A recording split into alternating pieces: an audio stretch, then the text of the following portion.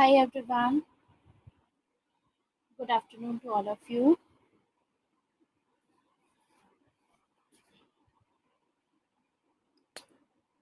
A very good afternoon to all of you.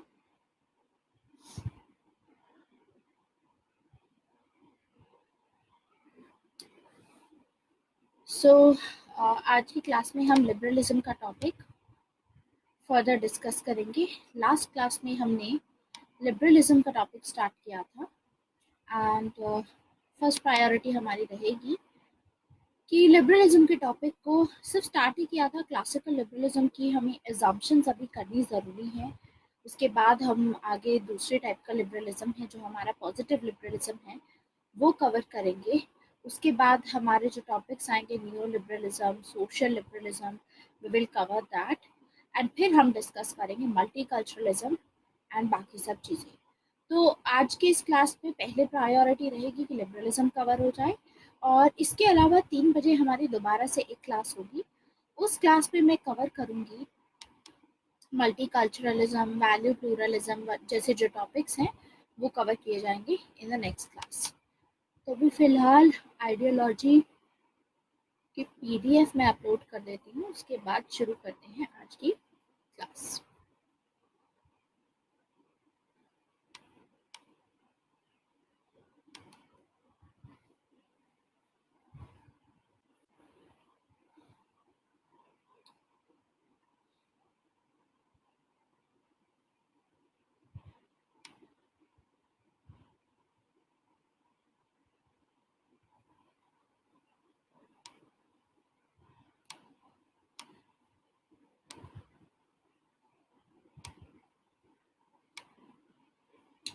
Okay.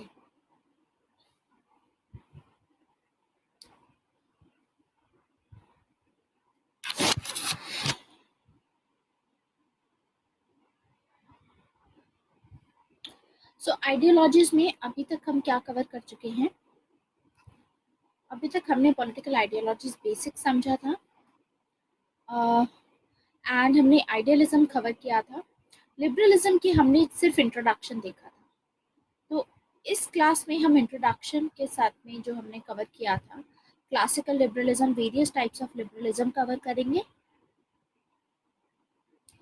And उसके बाद के जो छोटे छोटे टॉपिक्स हैं जैसे एंड ऑफ हिस्ट्री हो गया, एंड ऑफ आइडियोलॉजी डिबेट हो गया, ये टॉपिक्स हम कवर करेंगे नेक्स्ट क्लास में जो कि हमारी 3 बजे है आज.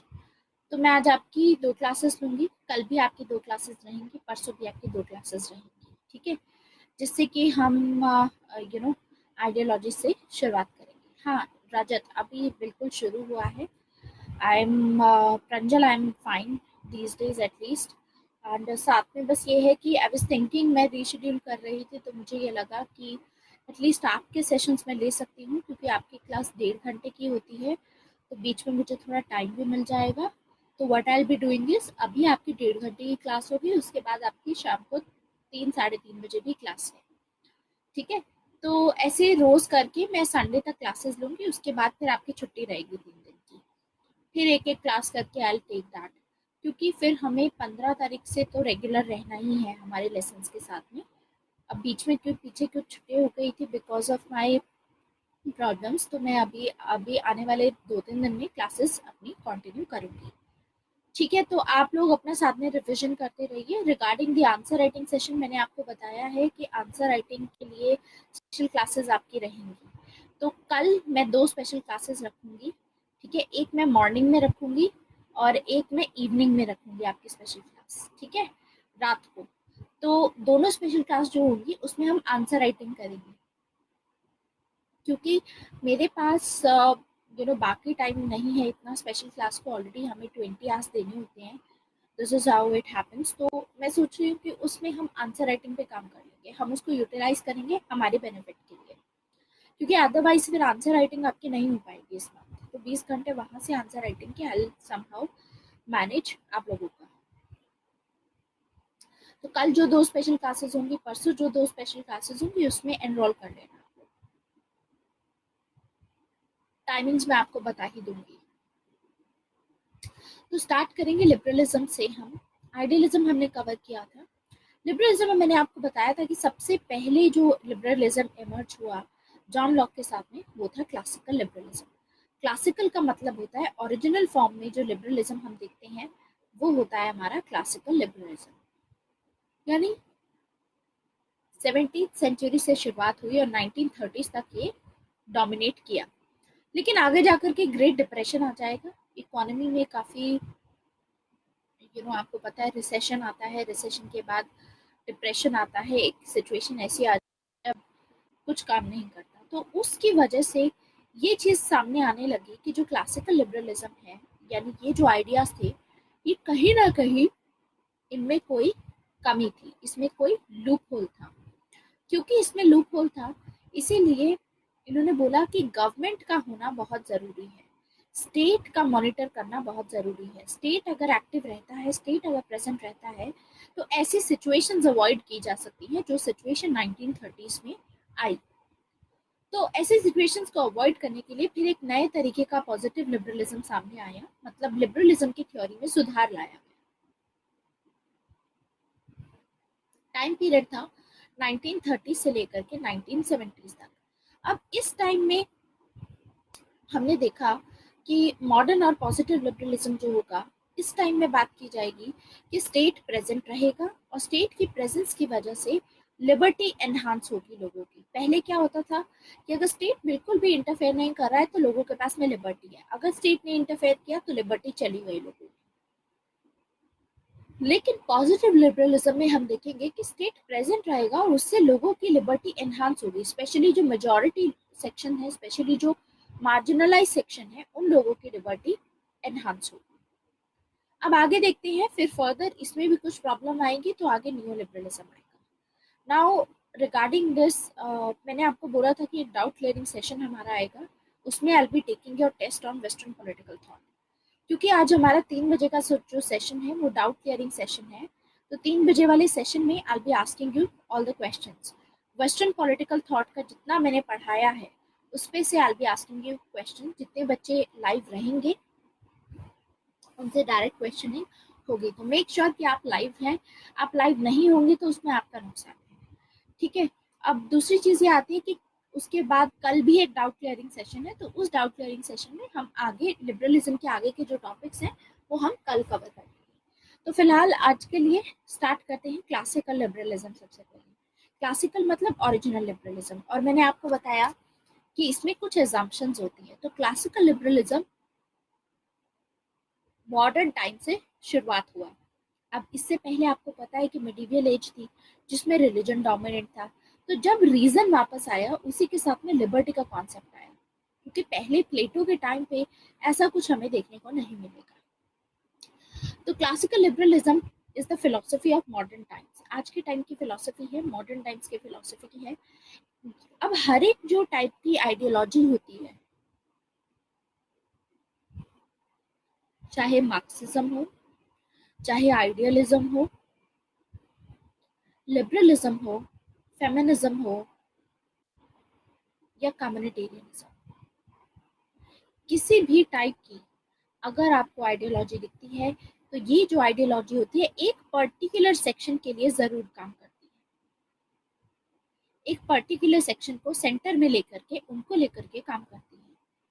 तो क्लासिकल लिबरलिज्म की जो आइडियोलॉजी है, it represent the interest of middle class. Middle class उस टाइम पे इमर्जिंग जो मिडिल क्लास थी यही बुर्जुआजी क्लास बनी थी, क्योंकि उस टाइम पे हम बोल रहे हैं कि शुरुआत हो रही है मॉडर्न टाइम्स की। शुरुआत का क्या मतलब है कि उस टाइम पे फ्यूडलिज्म का जो कॉन्सेप्ट है प्रेवलेंट होगा, फ्यूडल लॉर्ड्स होंगे, ठीक है, फ्यूडलिज्म का सिस्टम रहेगा और धीरे धीरे इसमें चेंजेस आने लगेंगे और हम देखेंगे कि बुर्जुआजी क्लास इमर्ज होगी। तो ये जो बुर्जुआजी क्लास होगी, ये बुर्जुआजी क्लास ही ये मिडिल क्लास है। और क्लासिकल लिबरलिज्म की आइडियोलॉजी कैसे इमर्ज हुई? रेनाइसेंस के चलते, यानी रीजन वापस से रीबर्थ होगा, रीजन दोबारा से रीजन सामने आएगा और रिफॉर्मेशन होगा, साइंटिफिक रेवोल्यूशन आएगी। तो इन सब की वजह से हम देखेंगे कि लोग लिबर्टी को फर्दर देना स्टार्ट कर देंगे, वो एम्फेसिस जो लिबर्टी को देना चाहिए उस टाइम। और लिबरलिज्म की जो आइडिया है वो ह्यूमनिज्म से कनेक्ट होने लगेगा। अब humanitarianism is different, humanism is different. Humanitarianism का मतलब होता है सभी के साथ में हमको डिग्निटी के साथ में उनकी डिग्निटी मेंटेन करके रखनी चाहिए हर एक ह्यूमन की। एंड ह्यूमैनिटी में फिर एनिमल्स भी आ जाते हैं।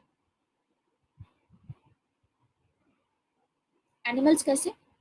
जैसे ये जो पेटा वाली ऑर्गेनाइजेशन है एनिमल्स की, तो आपको एनिमल्स के साथ भी ह्यूमनली बिहेव करना है। Humanly in the sense that humanity के अकॉर्डिंग आपको काम करना है कि जो ह्यूमैनिटी होती है वो किसी भी स्पीसीज को कभी भी ज़्यादा इन्फ्लुएंस नहीं करेगी। ठीक है, influence in the sense harm नहीं करेगी। तो humanitarianism is different, humanism is different. Humanism का सिर्फ एक ही मतलब है जिसमें ह्यूमन बीइंग को सेंटर पे रखा जाता है, बाकी सब स्पीसीज को नहीं रखा जाएगा। ह्यूमैनिटेरियनिज्म में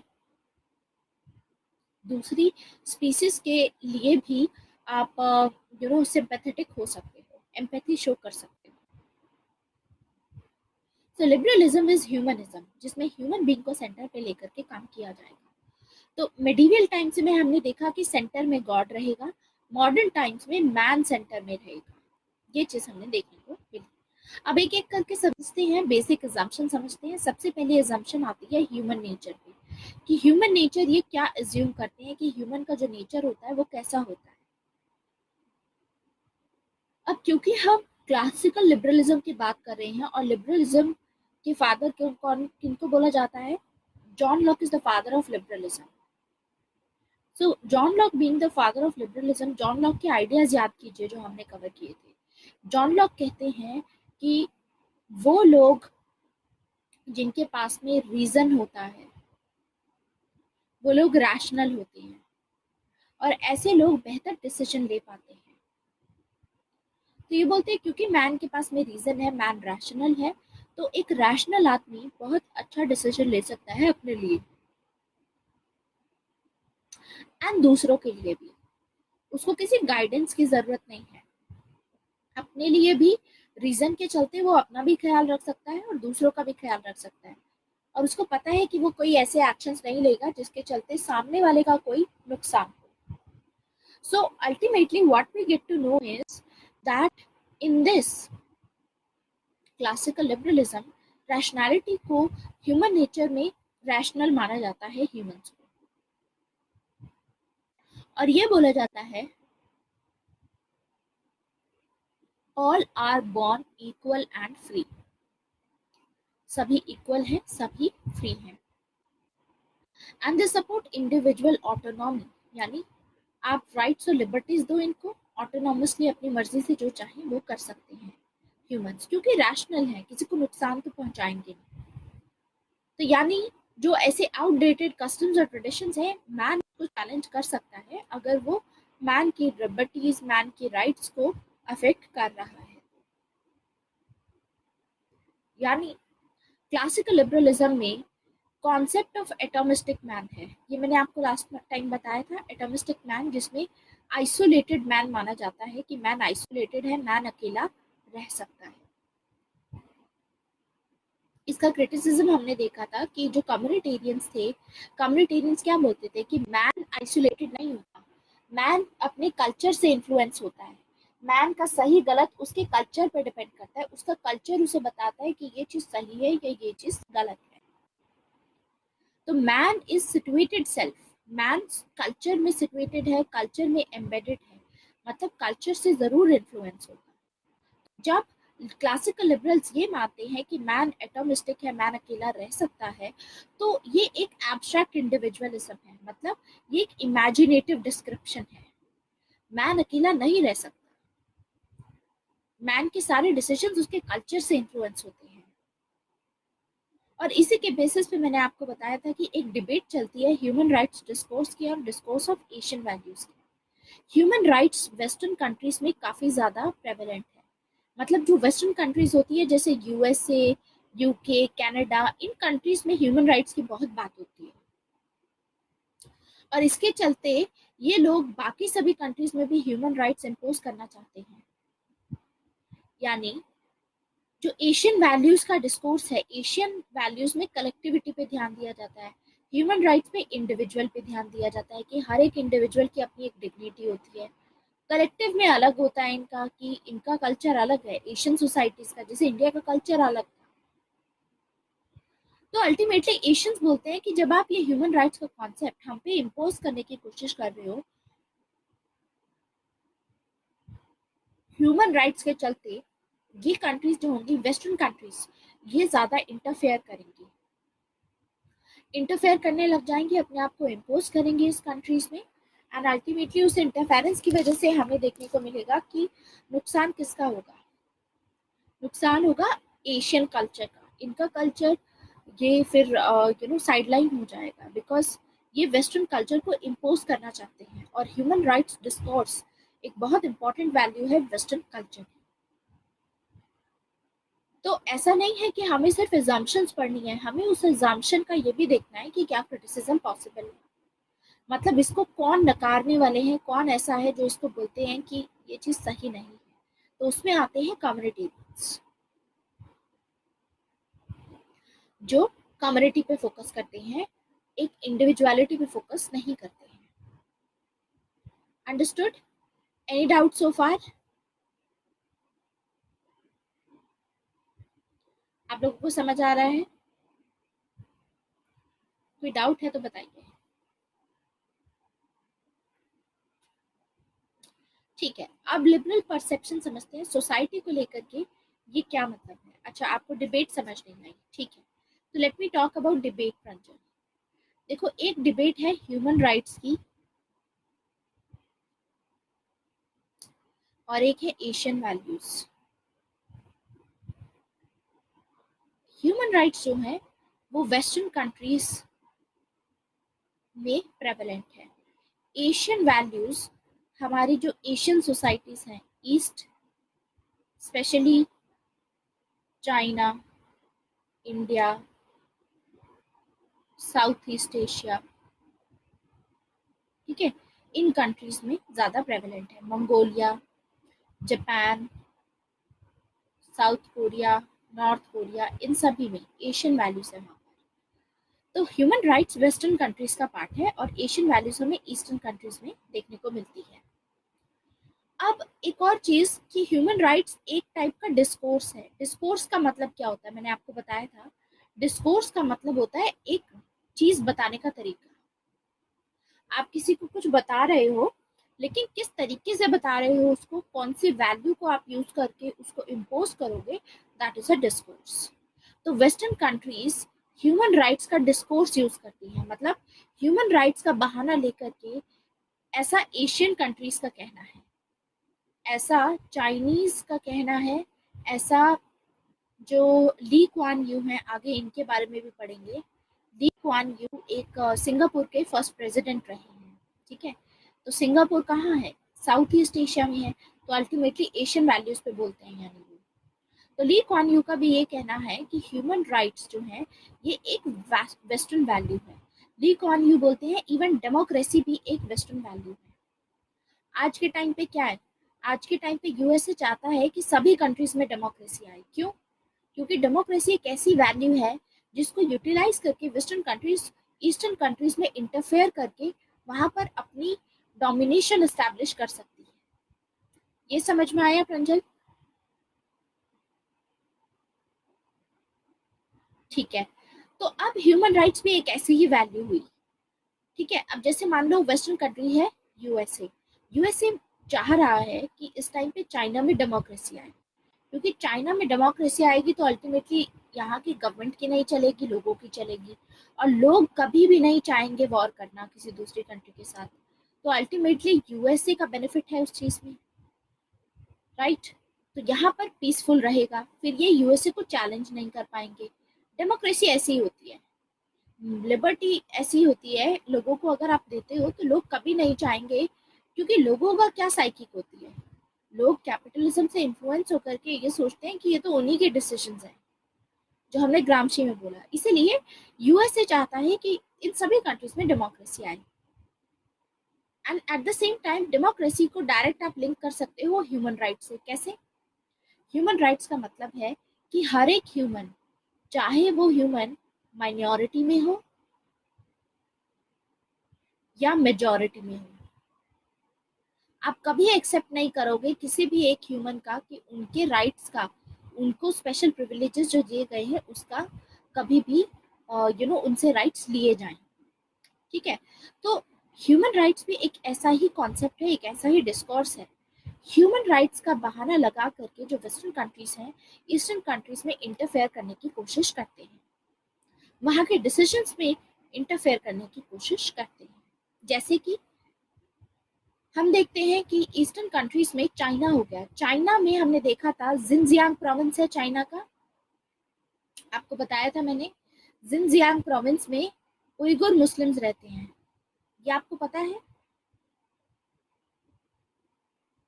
हाँ, उइगुर मुस्लिम्स जो हैं, ये उइगुर मुस्लिम्स, अब देखो एथनिसिटी वाइज तो डिफरेंट है चाइनीज लोगों से, लेकिन इनको एक्सप्लॉइट किया जा रहा है। ठीक है, तो यूएस से ऐसा बोलता है कि इनके ह्यूमन राइट्स का एक्सप्लॉयटेशन हो रहा है, इनको ह्यूमन राइट्स यहाँ वायलेशन हो रहा है, इन लोगों के साथ में इनकी राइट्स, इनकी लिबर्टीज के साथ में खिलवाड़ किया जा रहा है। तो अल्टीमेटली इसके बेसिस पे यूएसए इस मैटर में घुसना चाहता है। एट द सेम टाइम सिर्फ जिनजियांग प्रोविंस में नहीं, तिब्बत का नाम भी ऐसे ही होता है कि तिब्बत में भी सेम चीज हो रही है, चाइना तिब्बत के लोगों को एक्सप्लॉइट कर रहा है, उनके ह्यूमन राइट्स वायलेशन के केसेस हमको देखने को मिलते हैं। तो ऐसा करके यूएसए घुस जाएगा चाइना में, एंड अल्टीमेटली ये क्या सिग्नल होगा कि चाइना जितना स्ट्रांग है उतना स्ट्रांग है नहीं। तो इससे चाइना के जो डोमिनेशन आज के टाइम पे जो हम बोलते हैं कि चाइना चैलेंज कर रहा है यूएसए को, फिर वो वर्नेबिलिटीज एक्सपोज हो जाएंगी कि चाइना जब इसी को नहीं रोक पाया, ह्यूमन राइट्स वायलेशन कर रहा है, तो China can not emerge as a super power और एज अ ग्लोबल पावर। अब समझ में आया। तो एक ऐसे डिबेट होती है, डिबेट है इंडिविजुअलिटी पे, ह्यूमन राइट्स डिस्कोर्स होता है इंडिविजुअलिटी पे। तो जब हम बेसिक एजम्पशन देखते हैं ना ह्यूमन नेचर की, जिसमें ये बोलते हैं कि क्योंकि मैन के पास में रीजन है, मैन को राइट्स देने चाहिए, मैन को लिबर्टीज देनी चाहिए, तो इन्हीं राइट्स में बोला जाता है कि मैन के पास में कुछ ह्यूमन राइट्स हैं जो कोई भी वॉलेट नहीं कर सकता। तो यानी एक डिबेट इसी की वजह से हमें पॉलिटिकल साइंस में देखने को मिलता है, जो क्लासिकल रियलिज्म की एजम्पशंस है कि मैन के पास में रीजन है, उसको राइट्स देने चाहिए। दूसरी जगह पे एशियन साइड में, एशियन सोसाइटीज में जो स्कॉलर्स हैं वो ये बोलते हैं कि ह्यूमन राइट्स का आप सहारा लेकर के हमारी कंट्री में जान पूछ करके आप इंटरफेयर करने की कोशिश कर रहे हो, जबकि एशियन वैल्यूज कलेक्टिविटी में काम करती हैं। जैसे इंडिया में जॉइंट फैमिली सिस्टम हुआ करता था, अभी भी है कहीं कहीं, लेकिन अल्टीमेटली अब वेस्टर्न वैल्यूज की वजह से इंडिविजुअलिटी को फोकस किया जा रहा है। तो ये नेगेटिव कॉन्सिक्वेंस है, ये एक तरीके से क्रिटिसिज्म है इसका। अब समझ में आया प्रंजल, ये last sentence, debate between human rights discourse and discourse of Asian values, क्योंकि एशियन वैल्यूज ये बताता है हमको कि साथ मिलके रहना है। ऐसा मत सोचो कि आप इंडिविजुअली सोचो कि मेरे साथ क्या हो रहा है, तो आप आइसोलेट करने की कोशिश कर रहे हो। तो यहाँ पर ये पूरा जो कम्युनिटेरियंस का इस तरीके से डिबेट होता है, उससे ये चीज हमें सामने देखने को मिलती है। सो this is about human nature पे हमारा बेसिक एग्जाम्पशन। अब हम देखते हैं सोसाइटी पे कि अब जो क्लासिकल लिबरल्स हैं ये सोसाइटी को लेकर के क्या सोचते हैं। देखो सबसे पहले आता है सोसाइटी का, कि सोसाइटी के बारे में ये बोलते हैं, क्योंकि हम क्लासिकल लिबरलिज्म की बात कर रहे हैं, लिबरलिज्म में इंडिविजुअल पहले आता है स्टेट से। ये चीज मैंने आपको बताई। हमने देखा था आइडियलिज्म में कि स्टेट पहले आता है, इंडिविजुअल बाद में आता है, लेकिन लिबरल में उल्टा होता है। लिबरल जो होते हैं वो मैन की उसको राइट्स को, उसकी लिबर्टीज को प्रोटेक्ट करना चाहते हैं, क्योंकि मैन के पास में रीजन है। तो मैन खुद का भी ख्याल रखता है, दूसरों का भी ख्याल रख सकता है, इसलिए मैन अच्छा है। क्योंकि मैन अच्छा है तो मैन को लिबर्टी देनी चाहिए हमको। इसीलिए ज्यादा इंपॉर्टेंट है इंडिविजुअल, स्टेट इंपॉर्टेंट नहीं है। क्योंकि जॉन लॉक ने बोला था कि स्टेट के बिना भी लोग रह सकते हैं और बढ़िया तरीके से रह रहे थे स्टेट ऑफ नेचर में, राइट। अंश अभी तक हमने स्टार्ट किया है, ये वाला तो हमने अभी तक रिवीजन किया है, जो पुराना हमने पढ़ा था ना बेसिक एजम्पशन का, तो अभी हमने सोसाइटी से स्टार्ट ही किया है, जो आपका लास्ट सेशन से होगा। ऑल इन ऑल अगर आपको कोई डिफिकल्टी लगे तो रिकॉर्डिंग देख लेना। तो जॉन लॉक ने भी कहा था स्टेट ऑफ नेचर में, क्या कहना था जॉन लॉक का, कि जो स्टेट ऑफ नेचर होता है, स्टेट ऑफ नेचर में लोग खुश रहेंगे क्योंकि मैन के पास में रीजन है, इसीलिए वो मैन को ज्यादा प्रायोरिटी देते हैं। तो सोसाइटी इनके लिए नेचुरल नहीं होगी। यानी जब भी सोसाइटी की बात आती है, man is prior to whole, मतलब individual is prior to collectiveness. तो यहाँ पर फिर से वही डिबेट आ रही है कि दो अलग अलग चीजें होती हैं, कोई बोलता है स्टेट पहले आएगा, कोई बोलता है इंडिविजुअल पहले आएगा। यहाँ पर माना जाता है, लिबरल मानते हैं कि इंडिविजुअल सेंटर में है, ह्यूमन बीइंग सेंटर में है। तो ये सोसाइटी को कैसे ट्रीट करते हैं, सोसाइटी एक टाइप की मार्केट प्लेस है जो कि ह्यूमन ने बनाई। जब भी ह्यूमन को जरूरत होती है, इस मार्केट में जाता है, अपने प्रोडक्ट्स खरीद के वापस अपने घर पे चला जाता है, जो कि एटोमिस्टिक मैन की तरह एक्ट करता है। मतलब फिर बाद में अपना आइसोलेशन में चला जाता है। जब जरूरत है सोसाइटी में जाएगा अपने यूज करने के लिए। जैसे सपोज आप बीमार हो, ठीक है, तो आपको जरूरत है अभी, तो आप जाओगे सोसाइटी में डॉक्टर के पास में, एंड डॉक्टर से अपना इलाज करा करके जो भी मेडिसिन लेगा, केमिस्ट पे जा करके मेडिसिन लेकर के आके you will come at your home. ठीक है, तो सोसाइटी, लिबरल्स मानते हैं सोसाइटी एक मार्केट प्लेस की जगह तरह है, जैसे मार्केट होती है। तो यहाँ पे जो आइडिया हमें देखने को मिलता है क्लासिकल लिबरलिज्म में, सोसाइटी का idea, it is opposed by idealist. Idealist इसके खिलाफ है, क्योंकि आइडियलिस्ट हो, चाहे सोशलिस्ट हो, चाहे कम्युनिटेरियनिज्म, इन तीनों के लिए ही सोसाइटी पहले आती है, इंडिविजुअल बाद में आता है। स्टेट पहले आता है, इंडिविजुअल बाद में आता है। लेकिन लिबरल्स के लिए इंडिविजुअल पहले आता है, स्टेट बाद में आता है। तो ये कलेक्टिव गुड में विश्वास नहीं रखते। जैसे आइडियलिस्ट थे, सोशलिस्ट, कम्युनिटेरियंस कलेक्टिविटी में विश्वास रखते हैं। ये जो लिबरल्स होते हैं, क्लासिकल लिबरल्स, जो क्लासिकल लिबरलिज्म की अजम्पशन थी, ये कलेक्टिवनेस में ये बिलीव नहीं करते। ये बोलते हैं कि society, they have taken the aggregative view of society. Aggregative view का मतलब होता है सभी, सोसाइटी कैसे बनती है, एक एक इंडिविजुअल को जोड़ करके सोसाइटी बनती है। सोसाइटी यानी नेचुरल नहीं है, सोसाइटी मैन ने बनाई है, और वो भी एक एक इंडिविजुअल जब सारे साथ में आ जाते हैं तब सोसाइटी बनती है। वरना सब अपनी पर्सनल लाइफ में बिजी होते हैं। जैसे आज के टाइम पे हमको देखने को मिलता है, किसी को किसी से मतलब नहीं है, सब अपने से मतलब रखते हैं, सब अपना काम करते हैं, अपना ऑफिस जाते हैं, शाम को आकर के जब उन्हें लगता है कि जरूरत है, that's when they go to society. तब आप मार्केट में जाते हो जब आपको कोई जरूरत होती है, otherwise you spend your time at home. तो ये चीज समझ में आई इनकी सोसाइटी की क्या परसेप्शन है। तो अगर आंसर आपसे पूछा जाए, मान लीजिए क्वेश्चन आता है कि आपको ये लिखना है, तो आप सबसे पहले मुझे बताओगे कि society is a market place. ये एक इम्पॉर्टेंट आइडिया है, ये आपको बताना है कि मार्केट प्लेस, ये आइडिया, ये इम्पॉर्टेंट कीवर्ड है। ऐसे ही एग्रीगेटिव व्यू ऑफ सोसाइटी, ये भी एक कीवर्ड है, very very important. This is again a keyword जो आपको याद रखना है। अंडरस्टूड? Any doubt? अब इसमें कोई डाउट है तो पूछिए।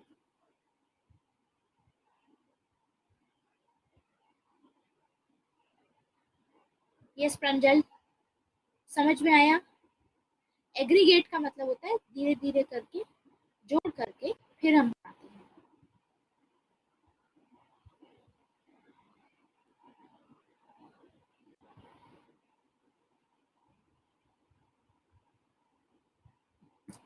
ओके, अब आते हैं लिबरल्स की परसेप्शन पे। लिबरल्स की सोसाइटी को लेकर के आपको परसेप्शन बताई है मैंने अभी, कि इसमें ये मार्केट मॉडल लेते हैं कि सोसाइटी का एग्रीगेट व्यू लेते हैं, कलेक्टिव गुड कुछ नहीं होता इनके लिए।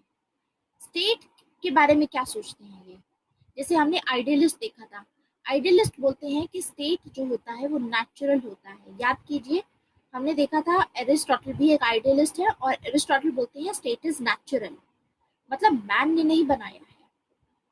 लेकिन लिबरल्स का उल्टा होता है। जॉन लॉक को याद कीजिए, जॉन लॉक ने बोला था कि स्टेट ऑफ नेचर में सब सही रह रहे थे, लेकिन थोड़े बहुत इनकन्वीनियंसेस थे, उनके बिना भी काम चल जाता, लेकिन इनकन्वीनियंसेस थे तो उनको हटाने के लिए स्टेट ऑफ नेचर में फिर लोगों ने कॉन्ट्रैक्ट साइन किया, और कॉन्ट्रैक्ट साइन करने के बाद में स्टेट बनाया। तो स्टेट कैसे बना? स्टेट यहाँ पर जो लिबरल होते हैं वो मैकेनिस्टिक व्यू लेते हैं, ठीक है। मैकेनिस्टिक व्यू, मैकेनिस्टिक मतलब एक मशीन की तरह है। स्टेट एक मशीन की तरह है जिसको मैन की नीड्स को फुलफिल करने के लिए बनाया गया है। तो वैसे तो देखो, हमने देखा कि लिबरल्स यही मानते हैं कि जो स्टेट अगर होगा, स्टेट प्रेजेंट होता है तो लोगों की लिबर्टीज कम हो जाती हैं।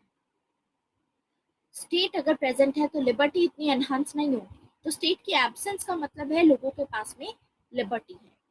लेकिन state is a necessary evil. Necessary evil का मतलब स्टेट जरूरी भी है। स्टेट जरूरी है लेकिन स्टेट इविल है। इविल क्यों है? क्योंकि अगर स्टेट ज्यादा इंटरफेयर करेगा तो लोगों के पास में लिबर्टी नहीं रहेगी। लेकिन उसके बावजूद ये नेसेसिटी है, जरूरत है हमें स्टेट की, ताकि हम ऐसे इनकन्वीनियंसेस को हटा पाए। कौन से इनकन्वीनियंसेस की बात कर रहे हैं हम? आपको बताया था मैंने जॉन लॉक के टॉपिक में कौन सा इनकन्वीनियंस की बात हो रही है। Tell me. आप लोगों ने जॉन लॉक अपना रिवाइज किया है अभी तक? उसमें इनकन्वीनियंसेस बताया था कि कुछ स्टेट ऑफ नेचर में इनकन्वीनियंसेस होंगे। तो बताइए। यस रजत, रंजल।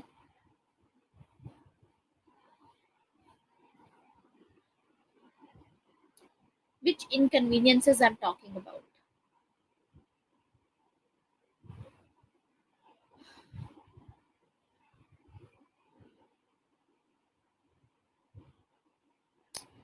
हाँ जी, कौन से इनकन्वीनियंसेस की बात कर रहे हैं हम? बताइए। कुछ ऐसी चीजें हो रही थी स्टेट ऑफ नेचर में जिसकी वजह से हमें जरूरत थी स्टेट को बनाने की, प्रंजल। यस, कुछ ऐसी चीजें थी। देखो, कुछ ऐसे इनकन्वीनियंस का मतलब है कि कुछ ऐसी चीजें जो स्टेट ऑफ नेचर में भी कुछ प्रॉब्लम्स क्रिएट कर रही थी। कि क्योंकि कोई सेंट्रल गवर्नमेंट नहीं थी तो कौन डिसाइड करेगा? किसी ने अगर कोई क्राइम क्राइम कर भी दिया, मान लो, क्योंकि रीजन तो है इनके पास लेकिन पैशन भी है। हमने देखा था जॉन लॉक ने बोला था रीजन भी है और पैशन भी है, इक्वल अमाउंट में रफली पैशन भी है, ठीक है। तो पैशन की वजह से हो सकता है कि कोई क्राइम कमिट कर दे, तो क्या हम इसको, ये बंदा कभी अपने आप को मानेगा कसूरवार? कभी भी नहीं। इसी बंदे को अगर आप लॉयर और जज बना दोगे एक ही टाइम पे कि अपने आप को ये डिफेंड करे, तो ये कभी अग्री नहीं करेगा कि मैंने ये क्राइम कमिट किया है। तो हमें एक ऐसे न्यूट्रल बॉडी की जरूरत होती है जो कि इस पर डिसाइड कर सके कि क्या हुआ था, कैसे हुआ था। समझ में आया? तो यानी अब स्टेट बनाया जाएगा तो नेसेसिटी है स्टेट की। स्टेट की नेसेसिटी है, लेकिन स्टेट इविल है। इविल क्यों है स्टेट? क्योंकि स्टेट आपकी लिबर्टी को कम करता है। तो यानी जो लिबरल की परसेप्शन है, जो लिबरल्स होते हैं ये सोचते हैं कि state is not natural. Natural मतलब अपने आप उभर के नहीं आया है स्टेट। स्टेट को कॉन्ट्रैक्ट साइन करके बनाया गया है। तो यानी जो स्टेट बन करके आएगा वो स्टेट मिनिमल स्टेट होगा, सॉवरेन स्टेट नहीं होगा, मिनिमल स्टेट होगा। यहाँ पर मिनिमल स्टेट का मतलब इसके पास में मिनिमम पावर होगी, सभी मैटर्स में इंटरफेयर नहीं कर सकता, सिर्फ लॉज में, लॉ मेकिंग में, एग्जीक्यूशन में और जुडिशरी, इन तीनों चीजों में इसको पावर दी गई है। बाकी सारी power, life, right to life, right to liberty and right to property, ये दी गई है मैन को। तो मैन डिसाइड करेगा उससे। तो यानी ऐसा जो स्टेट होगा ये नाइट वॉचमैन स्टेट होगा। नाइट वॉचमैन मतलब ऐसा स्टेट सिर्फ रेगुलेशन के लिए होता है, एक रेगुलेटरी स्टेट की तरह काम करेगा। जैसे गेट पे जो गार्ड बैठा होता है, नाइट वॉचमैन होता है, तो वो ध्यान रखता है कि कौन आ रहा है, कौन जा रहा है। तो हमने देखा था जॉन लॉक बताते हैं कि ऐसा स्टेट की हमको जरूरत है जो ये देखे कि प्रॉपर्टी अगर एक्वायर की जा रही है तो वो फ्रॉड से ना की जाए, लीगल मीन से की जाए। समझा था हमने? तो इसको सपोर्ट करते हैं थॉमस जेफरसन। थॉमस जेफरसन का कहना है कि वो स्टेट बेस्ट गवर्न करता है जो स्टेट लीस्ट गवर्न करता है। मतलब that state governs the least is the one which governs the best. वो स्टेट बेस्ट है जिसमें गवर्नेंस के लिए ज्यादा पावर नहीं होती, जिस स्टेट के पास में लोगों को लिबर्टी भी दी जाती है, at the same time minimum powers दी जाती है स्टेट को, ये देखने के लिए कि अगर कोई गलती होती है तो उसको सुधार किया जा सके। समझ में आया? तो यहाँ पर मिनिमल स्टेट की बात की गई है, मतलब कि कम इंटरफेरेंस करेगा स्टेट। प्रंजल, आपको समझ में आ रहा है? इनकन्वीनियंस आपको याद नहीं था कि क्या चीज थी?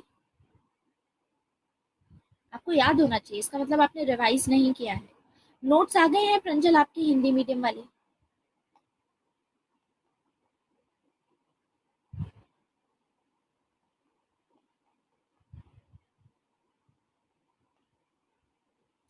रजत, रिवीजन इसीलिए बहुत जरूरी है। अच्छा, 10 दिन में आएंगे, 10 तक आएंगे। चलो कोई बात नहीं, जब भी आते हैं एटलीस्ट वीडियो से रिवाइज कर लो, यहाँ से पता चलता है कि आपको ये चीज याद नहीं है। ठीक है, तो याद रखने की कोशिश करो, क्योंकि डायरेक्टली ये सब चीजें कनेक्ट हो रही हैं, तो आपको अलग से ज्यादा पढ़ने की जरूरत नहीं है।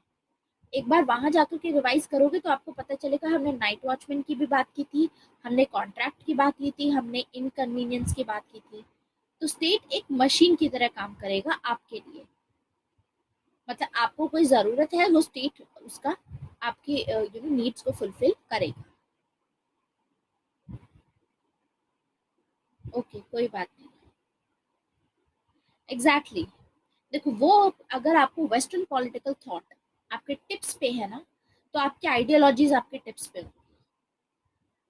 अगर वेस्टर्न पॉलिटिकल थॉट में ही क्लैरिटी नहीं है तो फिर आइडियोलॉजीज आपके टिप्स पे नहीं रह पाएंगी। इसीलिए मैं हमेशा जब भी स्टूडेंट्स आते हैं बीच में भी क्लास के और वो पढ़ना शुरू करते हैं, तो आई ऑलवेज रेकमेंड देम कि आप पहले पुराने लेसन देख करके आइए, उसको अच्छे से कवर करके आइए, तब आप यहाँ पर कनेक्ट करने की कोशिश करेंगे तो एकदम से कनेक्ट हो जाएगा। क्योंकि ये सब आइडिया जो मैं आपको यहाँ बता रही हूँ ये सब रिपीट हो रहा है, नया कुछ नहीं है यहाँ पर।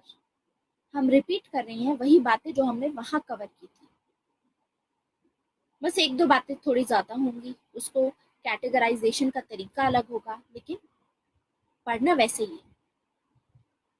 अब आगे देखते हैं कि सोशल और पब्लिक पॉलिसी को लेकर के इनका क्या परसेप्शन है, क्या सोचते हैं इसके बारे में कि स्टेट की पब्लिक पॉलिसी कैसी होनी चाहिए। मतलब स्टेट कोई भी स्कीम निकालता है, कोई भी डिसीजन लेता है, वो स्कीम और डिसीजन किस बिना पे लिया जाना चाहिए।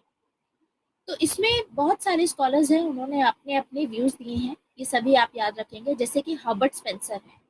हर्बर्ट स्पेंसर बात करते हैं सर्वाइवल ऑफ द फिटेस्ट की। मतलब पब्लिक पॉलिसी ऐसी होनी चाहिए स्टेट की कि लिबर्टी मैक्सिमम दो, इकोनॉमी में बिल्कुल भी इंटरफेयर मत करो, सोसाइटी में इंटर काम, चाहे आप बुर्जुआजी क्लास से बिलोंग कर रहे हो, रिच क्लास से हो, या फिर आप पुअर क्लास से हो, यानी वर्किंग क्लास से हो, कभी भी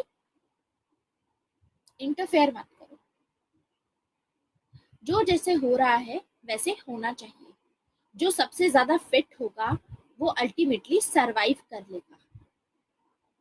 नेचर में भी यही होता है कि जो फिट होता है वो सरवाइव कर पाएगा, जो वीक होता है वो ultimately that person will die. Darwin ने भी यही सेम चीज बोली थी। डार्विन ने कहा था, कॉन्सेप्ट ऑफ नेचुरल सिलेक्शन दिया। नेचुरल सिलेक्शन का जो कॉन्सेप्ट होता है उसमें भी यही होता है कि नेचर अपने आप डिसाइड करेगी कौन फिट है और कौन अनफिट है। सभी के पास में कुछ चैलेंजेस होते हैं, जो चैलेंजेस को उभर करके जो सामने आएगा उसको आगे चैलेंज फेस करके वो इंसान अल्टीमेटली एग्जिस्ट कर पाएगा सोसाइटी में, क्योंकि आप एफर्ट करते हो। इसमें याद रखो जॉन लॉक का आइडिया। जॉन लॉक ने क्या बोला था कि दो टाइप के इंसान होते हैं। देखो, एक होते हैं हार्ड वर्किंग और एक होते हैं लेजी पर्सन। तो ये क्वालिटी पे डिपेंड करता है। एक हार्ड वर्किंग पर्सन अपने एफर्ट लगा करके खूब मेहनत कर रहा है और उसने उस एफर्ट से अपनी प्रॉपर्टी मल्टीप्लाई कर ली एंड उस प्रॉपर्टी को मल्टीप्लाई करने के बाद अब उसके पास में बहुत सारा पैसा है। तो आप उससे ले नहीं सकते अब वो पैसा। आप ये नहीं बोल सकते कि आप ये पैसा नहीं रख सकते। उस बंदे ने अल्टीमेटली मेहनत की है इसके लिए, है ना। तो जो लोग लेजी हैं, उन्होंने मेहनत नहीं की, तो उनको प्रॉपर्टी नहीं दी जानी चाहिए, उनको रिसोर्सेज नहीं दिए जाने चाहिए। यानी लिबर्टी मांग रही हैं ये, depending upon the quality of a person. तो यानी ये बोलते हैं कि क्वालिटी पे डिपेंड करता है ये।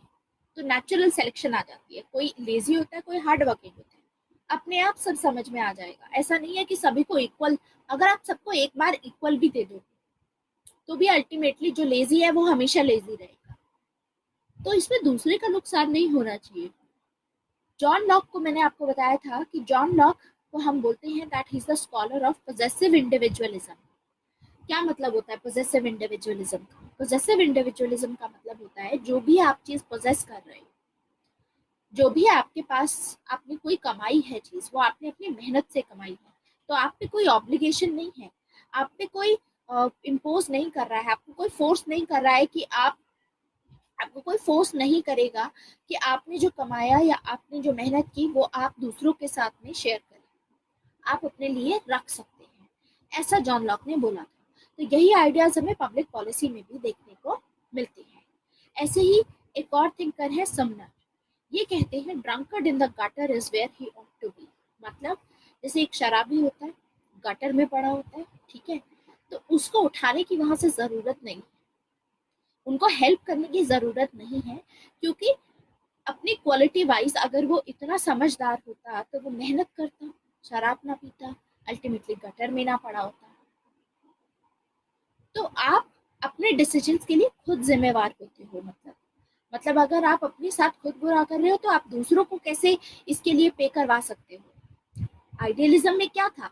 कलेक्टिविज्म था कि कलेक्टिवली सब कुछ चीजें करेंगे और जो भी हमारा किंग होगा वो सब वेलफेयर के लिए काम करेंगे लोगों के लिए। लेकिन व्हाट अबाउट दोज पीपल जो चाहते ही नहीं है मेहनत करना, जो मेहनत करना ही नहीं चाहते हैं, तो आप उनके लिए क्यों सोसाइटी में पे बैक करोगे?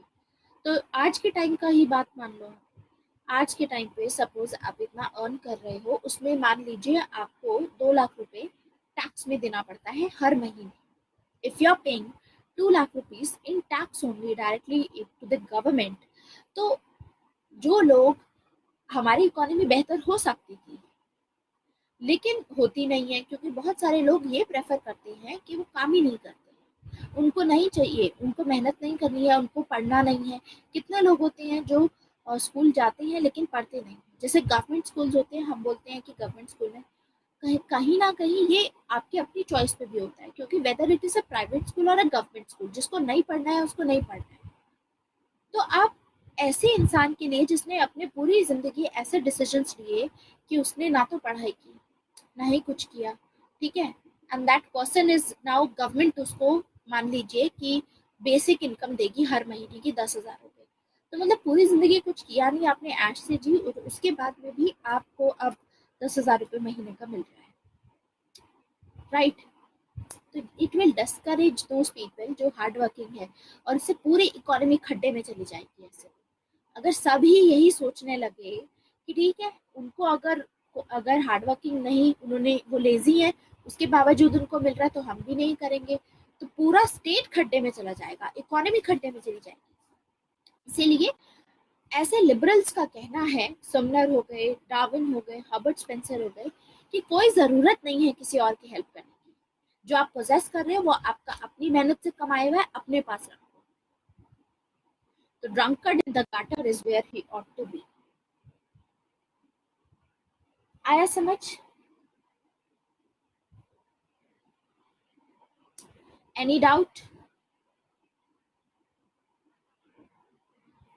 ठीक है। अब ये तो थी कि सोसाइटी के लिए पॉलिसी क्या होनी चाहिए। मतलब ये लोग बोलते हैं कि कोई पॉलिसी नहीं होनी चाहिए, आप कोई पॉलिसी कोई स्कीम मत लगाओ, आज के टाइम पे अगर हम देखेंगे तो कितनी सारी स्कीम्स हैं। हमारे टैक्स से जो पैसा दिया जाता है, जो हम टैक्स पे करते हैं, जो लोग वर्किंग हैं जितने भी, उस पैसे को यूटिलाइज किया जाता है जो रूरल एरियाज में या जो पुअर लोग होते हैं उनके वेलफेयर में। और I don't know whether you realise, maximum of the time आप देखोगे कि जो पीडीएस भी है, बहुत सारी जगह पे क्या होता है कि जो पीडीएस में इनको गेहूं चावल दिया जाता है इन लोगों को, वो ये गेहूं चावल खाते ही नहीं है। वो ये लोग परचेज करके बाहर मार्केट में ऊंचे दामों पे बेच देते हैं। जैसे कि इनको 1 kg पर ₹1 पर kg इनको मिलता है वीट। ऐसे ही मान लो 2 रुपए किलो चावल मिलते हैं, तो इनको 10-15 किलो मिला पूरा परिवार का मिला करके मान लीजिए, और उसको फिर ये बाहर मार्केट में 50 रुपए का बिकता है। तो वो बाहर उसको 50 रुपए में बेच करके पैसा रखेंगे, और उसका उसका बेच करके ये लोग करते क्या है, स्पेशली जो गरीब लोग होते हैं, स्पेशली जो जैसे बहुत ही गरीब है, तो वहाँ पर जो मेल हेड होगा उसका शराब में उड़ा दिया, जुए में उड़ा दिया ये सारा पैसा। तो सरकार कितना भी कर ले तो अल्टीमेटली हम किस चीज के लिए पे कर रहे हैं? वो मेहनत ही नहीं कर रहे हैं। उनको ये है कि सरकार हमारे लिए कर रही है, सरकार हमको पेंशन दे रही है, हम तो उसी पे जिएंगे और उसी पे एक वक्त की 2 वक्त की रोटी खा करके। दे डू नॉट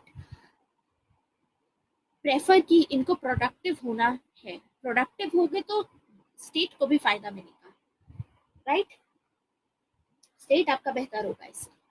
तो ऐसी सोशल पॉलिसी के मामले में याद करो बेंथम हमने कवर किया था।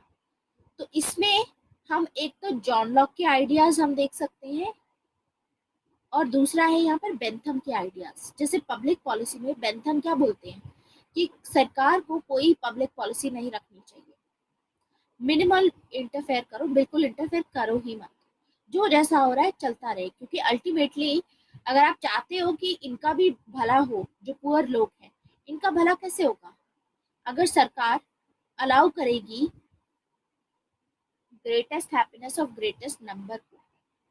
मतलब अगर सरकार, जो बड़े बड़े बिजनेस हाउसेस हैं जहाँ से ज़्यादा प्रॉफिट होगा, जिससे नेशनल इनकम बढ़ेगी, वो पैसा इन्वेस्ट होगा, नई नई इंडस्ट्रीज खुलेंगी, उसकी वजह से रोजगार होगा, तो यही लोग रोजगार के लिए जाएंगे। आप इनको अगर नहीं दोगे कुछ पेंशन में या इस तरीके से पैसा स्कीम में, तो ये अपने आप प्रोडक्टिव बनेंगे, जिससे इकोनॉमी और फायदा होगा, इनकी सैलरीज और अच्छी होंगी, and ultimately trickle down effect होगा। ट्रिकल डाउन इफेक्ट होगा। तो बेंथम यहाँ पे ट्रिकल डाउन इफेक्ट की बात करते हैं। एम्प्टी लिबर्टी की बात कौन करते थे? John Stuart Mill. हम यहाँ जॉन स्टुअर्ट मिल नहीं बात कर रहे हैं, हम यहाँ बेंथम की बात कर रहे हैं। बेंथम का कहना है कि सरकार को ऐसी पॉलिसी रखनी चाहिए जिसमें सरकार बिल्कुल भी इंटरफेयर ना करे। एम्प्टी लिबर्टी का मतलब होगा John Stuart Mill. John Stuart Mill तो ये बोलते हैं कि सरकार इंटरफेयर ना करे, लेकिन जहां सरकार को लगता है भाई यहाँ पर अदर रिगार्डिंग एक्शन लिया जा रहा है, तो वहां पर इंटरफेयर कर सकती है।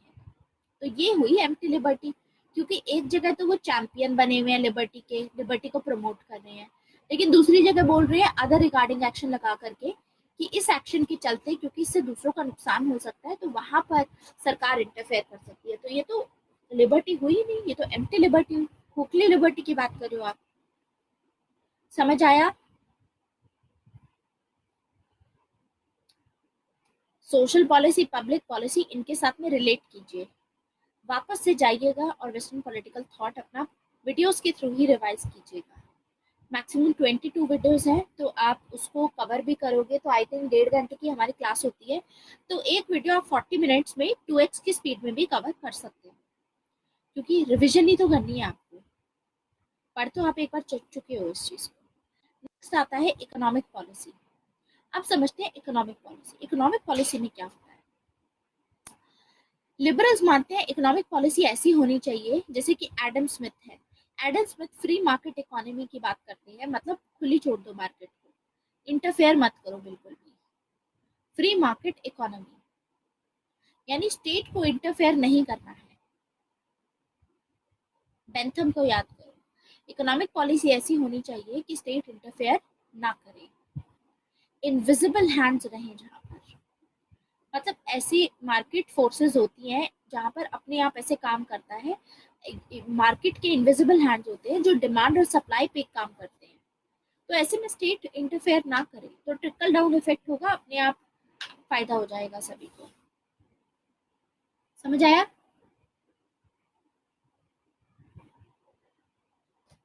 अब बात करते हैं इक्वालिटी की। इक्वालिटी को लेकर के क्या परसेप्शन है इनका। अब देखो, ये बोलते हैं कि पीपल जो होते हैं, लोग जो होते हैं, वो इक्वल होते हैं इन टर्म्स ऑफ डिग्निटी, क्योंकि ये ह्यूमन राइट्स की बात करते हैं। ह्यूमन राइट्स के चलते ये बात करते हैं कि सभी लोग इक्वल होते हैं इन टर्म्स ऑफ डिग्निटी। इसीलिए ये equality before law and equality of opportunity को एक्सेप्ट करते हैं। मतलब जब भी लॉ की बात आएगी तो चाहे आप अमीर हो चाहे आप गरीब हो, ठीक है, यू आर अ रिच और यू आर अ पुअर, सब सेम है लॉ के सामने। तो पनिशमेंट मिलेगी तो एक रिच आदमी को भी वैसी ही पनिशमेंट मिलेगी अगर उसने कोई क्राइम कमिट किया है जो कि खराब है। ऐसे ही सभी को इक्वल अपॉर्चुनिटी भी मिलेगी, चाहे आप रिच हो चाहे आप पुअर हो, दोनों को अपॉर्चुनिटी मिलेगी कि आप अपना खुद का बिजनेस खोल सकते हो इफ यू वांट। लेकिन जो लिबरल्स होते हैं ये इक्वालिटी ऑफ आउटकम्स में बिलीव नहीं करते हैं। देखो, तीन बातें मैंने आपको बताई। एक है इक्वालिटी बिफोर लॉ, एक है इक्वालिटी ऑफ अपॉर्चुनिटी, और एक है इक्वालिटी ऑफ आउटकम्स। ये तीन चीजें हैं। अब एक एक करके इनको देखते हैं। पहला आता है equality before law. Equality before law का मतलब होता है चाहे एक प्रेसिडेंट हो या प्राइम मिनिस्टर हो और एक मान लो कॉमन मैन है, ठीक है, इन दोनों के केसेस में हमको देखने को मिलेगा कि सभी को इक्वली ट्रीट किया जाएगा लॉ के सामने। तो अगर इनको कोई पनिशमेंट देनी है तो इक्वल पनिशमेंट मिलेगी। मान लो तीनों ने ही मर्डर किया है तो तीनों को इक्वल पनिशमेंट मिलेगी। इक्वालिटी होनी चाहिए लॉ के लिए। ऐसा नहीं है कि ये प्रेसिडेंट और प्राइम मिनिस्टर है तो इनके लिए इनको इन्होंने कोई क्राइम कमिट किया तो इनको कुछ भी नहीं पनिशमेंट दी जाए, ऐसा नहीं है। ऐसे ही आता है इक्वालिटी ऑफ अपॉर्चुनिटी। ऐसा नहीं है कि सिर्फ आप रिच लोगों को ही अपॉर्चुनिटी दें कि वही अपना बिजनेस खोल सकते हैं। आप किसी को भी अलाउ कर सकते हो यहाँ पर, चाहे पुअर को भी अलाउ कर सकते हो कि वो अपना पैसा जोड़ करके छोटे बिजनेस से अपना बड़ा बिजनेस आगे बढ़ा सकता है। लेकिन ये इक्वालिटी ऑफ आउटकम्स में बिलीव नहीं करते। मतलब ऐसा नहीं है कि एक ने ज्यादा मेहनत की है, एक ने 97% लिए, एक ने 57% लिए, और दोनों को ही जो सैलरी मिल रही है वो 5 लाख रुपीज पर मंथ मिल रही है। ऐसा नहीं, इक्वालिटी ऑफ आउटकम्स नहीं होता। ये इक्वालिटी ऑफ आउटकम्स में बिलीव नहीं करते। ये मानते हैं जिसने ज्यादा मेहनत की है उसको ज्यादा मिलना चाहिए, जिसने कम मेहनत की है, जो लेजी है, उसको उसके हिसाब से मे बी 50,000 मिलना चाहिए।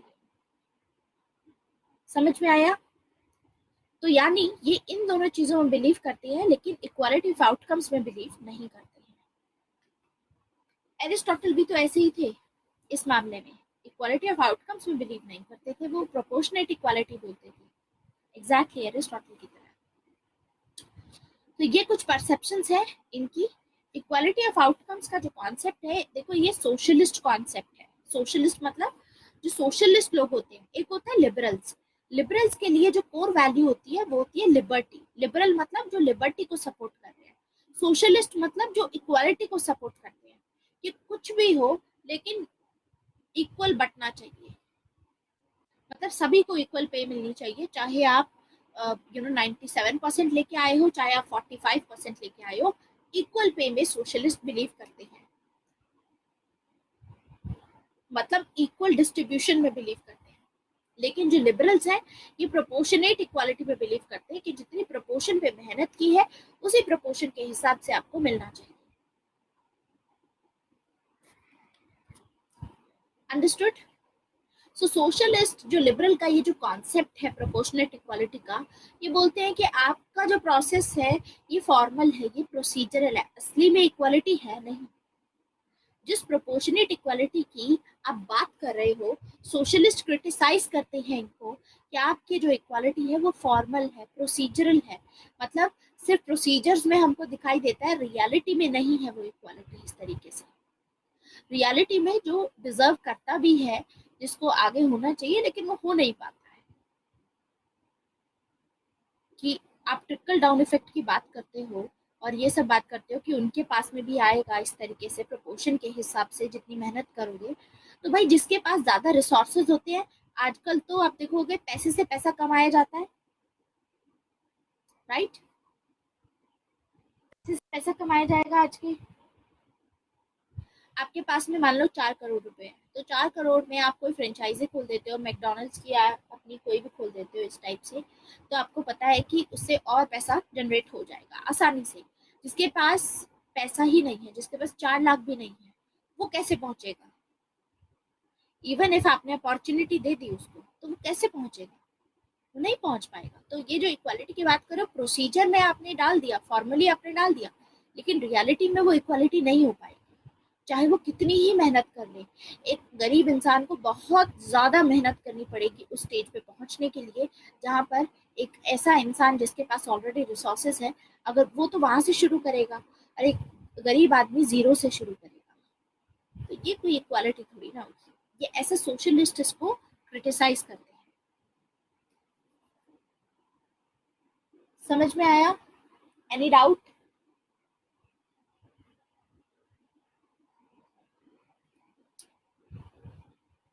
तो वही देखेंगे हम कि इसी के चक्कर में ये इक्वालिटी इतनी ज़्यादा, इनइक्वालिटी इतनी ज़्यादा बढ़ जाएगी सोसाइटी में, डिस्पैरिटीज इतनी आ जाएंगी, गैप बढ़ जाएगा, रिच और भी ज़्यादा रिच हो जाएंगे और जो पुअर होंगे और भी ज़्यादा पुअर हो जाएंगे, तो ये गैप बढ़ जाएगा।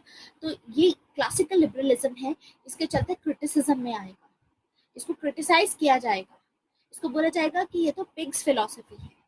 मतलब आप क्वालिटी पे ध्यान ही नहीं दे रहे हो, आप सिर्फ क्वांटिटी पे ध्यान दे रहे हो, आप ये ध्यान नहीं दे रहे हो, आप दूसरे इंसान को यूज, आप you are just concern about the satisfaction of your appetite, you not concern about the quality of appetite. मतलब कि अगर ग्रोथ हो भी रही है, तो क्या सभी की ग्रोथ हो रही है? ये कोई इंक्लूसिव ग्रोथ तो है नहीं।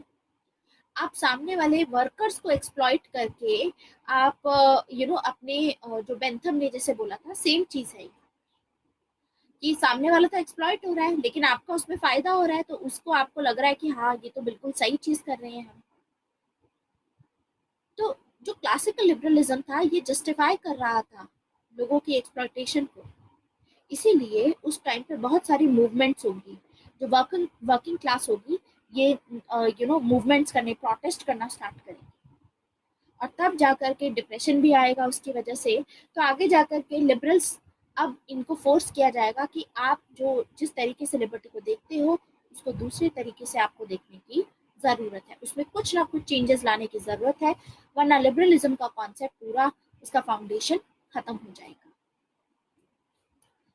तो ऐसे में जाकर के आता है आगे मॉडर्न लिबरलिज्म।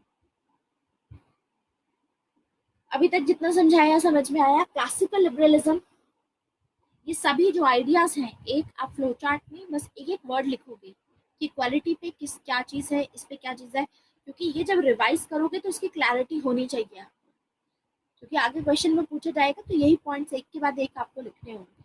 तो क्लैरिटी इज वेरी इंपॉर्टेंट। तो अभी 5 मिनट का ब्रेक लेंगे, फिर मॉडर्न लिबरलिज्म स्टार्ट करेंगे, क्योंकि अब जो हमारा मॉडर्न लिबरलिज्म होगा, ये जल्दी खत्म हो जाएगा, न्यू लिबरलिज्म जल्दी खत्म होगा, और टॉलरेशन का हम टॉपिक खत्म करके यहाँ पे खत्म कर देंगे, टॉलरेशन पे। आगे का बाकी हम नेक्स्ट कल पढ़ेंगे। 3 बजे भी आप लोगों की क्लास है, 3 बजे क्लास होगी आपकी, जिसमें मैं आपसे क्वेश्चन, आपको बोला था डाउट क्लियरिंग सेशन पे आई बी टेकिंग अ टेस्ट, तो उसमें मैं टेस्ट लूंगी वेस्टर्न पॉलिटिकल थॉट का, तो प्लीज बी लाइव, सभी को इन्फॉर्म कर दीजिएगा आप लोग। 3 o'clock क्लास है आपकी। मॉडर्न लिबरलिज्म अब स्टार्ट करेंगे। क्रिटिसिज्म देखो यही है, सेम क्रिटिसिज्म है अंश, जो क्रिटिसिज्म हमने जॉन स्टुअर्ट मिल में देखा था ना, कि बेंथम को क्रिटिसाइज किया गया था। बेंथम एक्सपोनेंट हैं क्लासिकल लिबरलिज्म के, बेंथम क्लासिकल लिबरलिज्म को प्रमोट करते हैं। तो सेम आएगा कि ये तो पिग्स फिलोसफी है, ये तो आप जस्टिफाई कर रहे हो कि लोगों को एक्सप्लॉयटेशन होनी चाहिए, क्योंकि आप पेन और प्लेजर पे सारी चीजें एथिक्स को बेस्ड कर रहे हो कि क्या चीज सही है क्या चीज गलत है। प्रॉफिट हो रहा है तो वो एक्शन सही है आपका, लेकिन उस एक्शन की वजह से आपके इतने सारे वर्कर्स हैं जिनको आप एक्सप्लॉइट कर रहे हो, दिन रात उनसे काम करवा रहे हो, ह्यूमन डिग्निटी मेंटेन नहीं कर रहे हो। तो जो ह्यूमैनिटेरियंस होंगे, जो सोशलिस्ट होंगे, वो क्रिटिसाइज करेंगे, जैसे कार्लाइल जो होंगे वो क्रिटिसाइज करेंगे और बोलेंगे कि बेंथम की जो यूटिलिटेरियनिज्म की फिलोसफी है वो पिग्स फिलोसफी है। तो ये भी क्लासिकल लिबरलिज्म भी एक तरीके से वही चीज हो। ठीक है, so give me now 5 minutes, let me find the charger of my MacBook, उसके बाद फिर हम स्टार्ट करते हैं। ठीक है, let's take a break.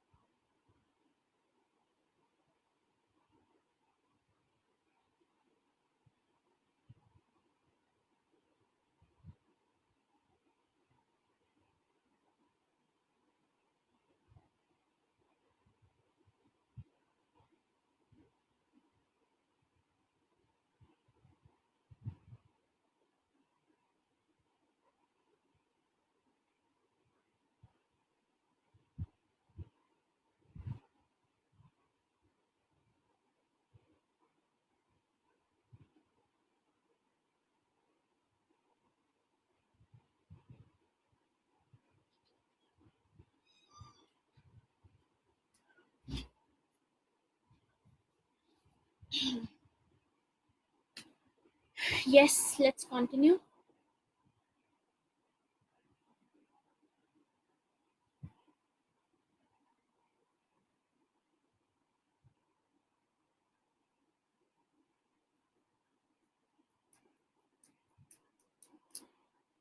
I'll tell you that, and separately I'll tell you this. Okay, in group, maybe आप personally telegram पे you can text me about it.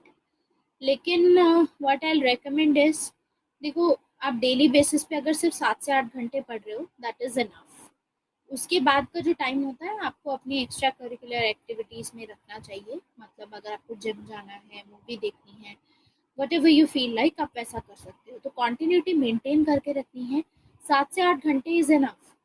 उसके बाद अपनी लाइफ में आप कुछ भी कर सकते हो। सुबह 3.5 घंटे दो, शाम को 3.5 घंटे दो, इस हिसाब से just continue in this way. ठीक है, इससे ज़्यादा आप करने की ज़रूरत नहीं है। ऐसा यूजुअली होता तब है जब हम 10-12 घंटे देते हैं पढ़ाई को, तो हमारे लिए अपने लिए टाइम नहीं होता है, क्योंकि फिर हमें सोना भी होता है और खाना खाने के लिए भी अलग से टाइम लगता है इन सब चीज़ों में, डेली एक्टिविटीज़ में। तो आई रिकमेंड यू 7 से 8 घंटे इज एनफ। उसके बाद आप अपना जो करना है आपको वो कीजिए। तो स्टार्ट करते हैं मॉडर्न लिबरलिज्म से। अब क्योंकि क्लासिकल लिबरलिज्म में कुछ कमियां थी। कमियां ये थी कि स्टेट वहाँ पर प्रेजेंट नहीं था। स्टेट प्रेजेंट नहीं था, इस वजह से हमने देखा कि वहाँ पर एक्सप्लॉइटेशन हो रहा था लोगों का और कोई बचा नहीं सकता था। ठीक है, और ये क्रिटिसाइज किया जाने लगा। तो अब जो क्लासिकल लिबरल्स होंगे ये आइडिया को चेंज करेंगे। तो ये क्लासिकल लिबरल्स ये बोलेंगे कि देखो, स्टेट का होना बहुत ज़रूरी है, तब आएगा मॉडर्न लिबरलिज्म। अब एक नए तरीके का, यानी लिबरलिज्म में रिफॉर्म्स किए जाएंगे और पॉजिटिव लिबरलिज्म लाया जाएगा। पॉजिटिव लिबरलिज्म में जैसे क्लासिकल लिबरलिज्म था, क्लासिकल लिबरलिज्म में लिबर्टी का आइडिया जो प्रेजेंट था वो नेगेटिव लिबर्टी का आइडिया प्रेजेंट था। नेगेटिव लिबर्टी का मतलब होता है एब्सेंस ऑफ स्टेट, कि जब स्टेट एब्सेंट है तो लोगों के पास में लिबर्टी है। लेकिन पॉजिटिव लिबरलिज्म मैंने आपको बताया था, P for positive, P for presence of state. इसमें क्या रहेगा, लिबर्टी रहेगी लेकिन स्टेट यहाँ पर प्रेजेंस रहेगी स्टेट की। यानी स्टेट, यानी हम यहाँ पर देखेंगे वेलफेयर स्टेट का कॉन्सेप्ट इमर्ज होगा।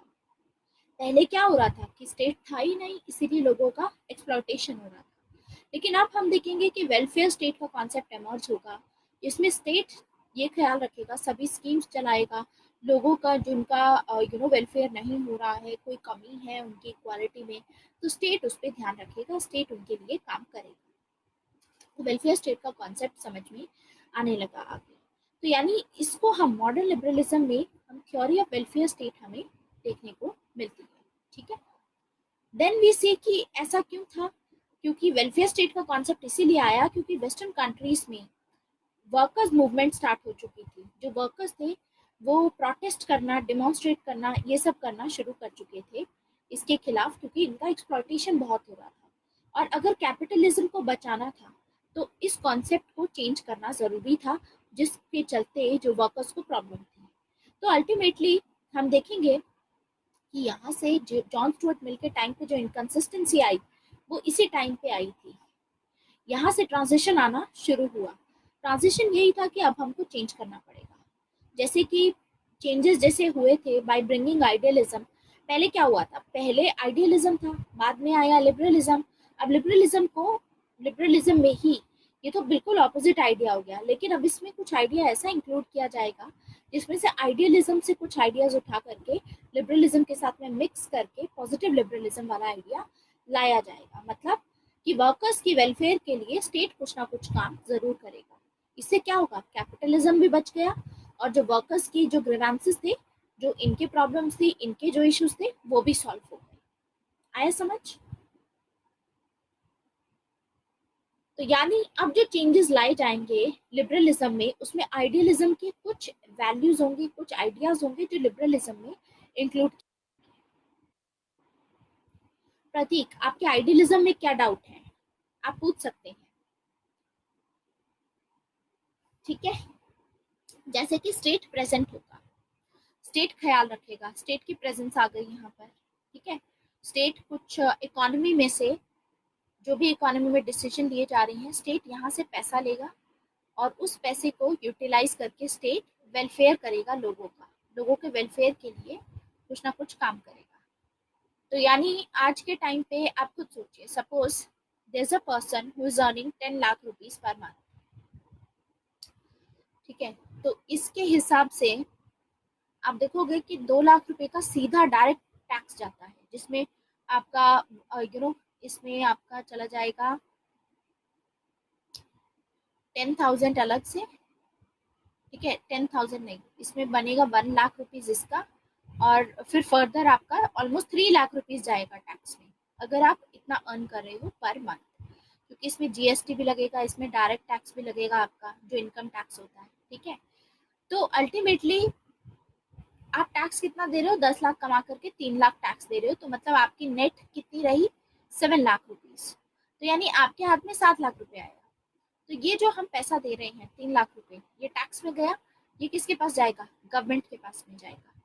अगर आप नॉर्मली देखो तो ये पैसा अगर इन्हीं के हाथ में रहता, किसी इंडस्ट्रियलिस्ट क्लास के पास, तो उनके पास में ये पैसा रहता, उस पैसे को ये इन्वेस्ट करते फर्दर, और ज़्यादा उससे ग्रोथ होती, तो हो सकता है कि ये जो 3 लाख रुपए यहाँ पे और इन्वेस्ट होते, तो इनकी जो आगे 10 लाख रुपए थी, ये 20 बन जाती, इससे सैलरी 20 लाख पर मंथ बन जाती है ऐसे, ठीक है। लेकिन अल्टीमेटली ये पैसा कहाँ चला गया, ये इकोनॉमी में ये इन्वेस्ट नहीं कर पाए, इससे कोई जनरेट नहीं हुआ फर्दर एम्प्लॉयमेंट, इस पैसे को गवर्नमेंट को दे दिया। और गवर्नमेंट ने इस पैसे का क्या किया, गवर्नमेंट ने वेलफेयर स्कीम चलाई, वेलफेयर स्कीम चला करके जो भी नीचे मार्जिनलाइज सेक्शन थे उनको मान लो पीडीएस में चलाया, ये पैसा मिड डे मील में चलाया, इसमें चला दिया, ठीक है। कोई भी और स्कीम हो जैसे मनरेगा हो गई, इसमें चला दिया ये पैसा। तो हम देखेंगे कि इकोनॉमी में से पैसा लिया जाएगा और इस तरीके से लोगों का वेलफेयर में यूज किया जाएगा। तो आइडियलिज्म में हम देखेंगे कि वेलफेयर के लिए काम किया जाता है और वेलफेयर के लिए स्टेट काम करता है। तो वही सेम चीज, वही आइडियाज हमें लिबरलिज्म में, मॉडर्न लिबरलिज्म में देखने को मिलेंगे। पॉजिटिव लिबरलिज्म का मतलब क्या होता है, तो जब स्टेट आपके वेलफेयर के लिए काम कर रहा है, तो जो लोग गरीब थे, जिनके पास में पहले पैसा नहीं था राशन खरीदने के लिए, अब उनके हाथ में पैसा दिया जाएगा स्कीम के चलते, जो भी स्टेट चलाएगी, इनके हाथ में पैसा आया, यानी इनके हाथ में अब लिबर्टी आई कि ये अपने हिसाब से कोई भी चीज़ यूटिलाइज कर सकते हैं, साबुन खरीद सकते हैं, अपना खाने पीने का दाल चावल खरीद सकते हैं, अपना डेली बेसिस का जो भी इनका डाइट का होता है वो खरीद सकते हैं। तो यानी इनकी लिबर्टी जो पहले नहीं थी इनके पास में, अब वो लिबर्टी दी, तो यानी स्टेट प्रेजेंट है और स्टेट ने इनकी लिबर्टी एनहांस कर दी, क्योंकि पहले इनके पास लिबर्टी नहीं थी कि ये दाल चावल वगैरह खरीद सकें। अब इनके हाथ में पैसा रखा गया इकोनॉमी से निकाल करके कि आप ये लीजिए, तो इनसे इनकी लिबर्टी बढ़ी ना, इनके पास में परचेजिंग पावर आई, वही हुई लिबर्टी। परचेजिंग पावर का मतलब होता है एनहांसिंग लिबर्टी, जितनी ज़्यादा परचेजिंग पावर उतना बेहतर होता है एक कंट्री के लिए। जैसे चाइना में आज के टाइम पे परचेजिंग पावर में सबसे ज़्यादा है, इसीलिए चाइना की इकोनॉमी आप देखो कितनी तेज़ी से बढ़ रही है। इंडिया में अगर आप देखोगे परचेजिंग पावर चाइना के बाद में इट इज़ बेटर, तो अल्टीमेटली हमारे यहाँ पर भी परचेजिंग पावर है, धीरे धीरे बढ़ रहा है, तो ये ग्रोथ की तरफ इशारा करता है। स्टेट यहाँ पे प्रेजेंट है, स्टेट इस तरीके से हेल्प कर रहा है। तो अब यहाँ पर जो भी चीज़ें हमें देखने को मिली कि पहले क्रिटिसाइज किया गया था कि वर्कर्स का एक्सप्लॉइट किया जा रहा है, अब वो एक्सप्लॉइटेशन वाला फैक्टर यहाँ से निकल जाएगा। अब देखते हैं डाउट, प्रतीक का डाउट है कि according to the assumption of idealism how Immanuel Kant fits into it. Idealism का मतलब होता है, देखो इमैनुअल कांट ये बोलते हैं कि ह्यूमन डिग्निटी हमको मेंटेन करनी है, ठीक है। इमैनुअल कांट का कहने का मतलब है कि हम सभी ह्यूमंस हैं, ठीक है, हम सभी ह्यूमंस हैं, मतलब कलेक्टिव ले रहे हैं ये, हम सभी ह्यूमंस हैं, तो हम सभी को एक दूसरे की डिग्निटी को रिस्पेक्ट करना चाहिए, एक दूसरे को रिस्पेक्ट करना चाहिए, एक दूसरे को इस्तेमाल नहीं करना है हमें चीज़ों की तरह। तो ये कलेक्टिव आइडिया लिया है इन्होंने कि सभी इक्वल हैं, ठीक है। तो यानी हर एक इंडिविजुअल को अलग से राइट्स नहीं दिए, अलग से नहीं दिए, कलेक्टिव राइट दिया एक पर्टिकुलर कैटेगरी से होने का। तो इमैनुअल कांट कलेक्टिविटी में आ गए, और कलेक्टिवनेस जो आइडिया होता है प्रतीक, वो आइडियलिज्म का आइडिया होता है। ये समझ में आया? आप उनको इस्तेमाल नहीं कर सकते हो अपने बेनिफिट के लिए। हर एक की अपनी इक्वालिटी है।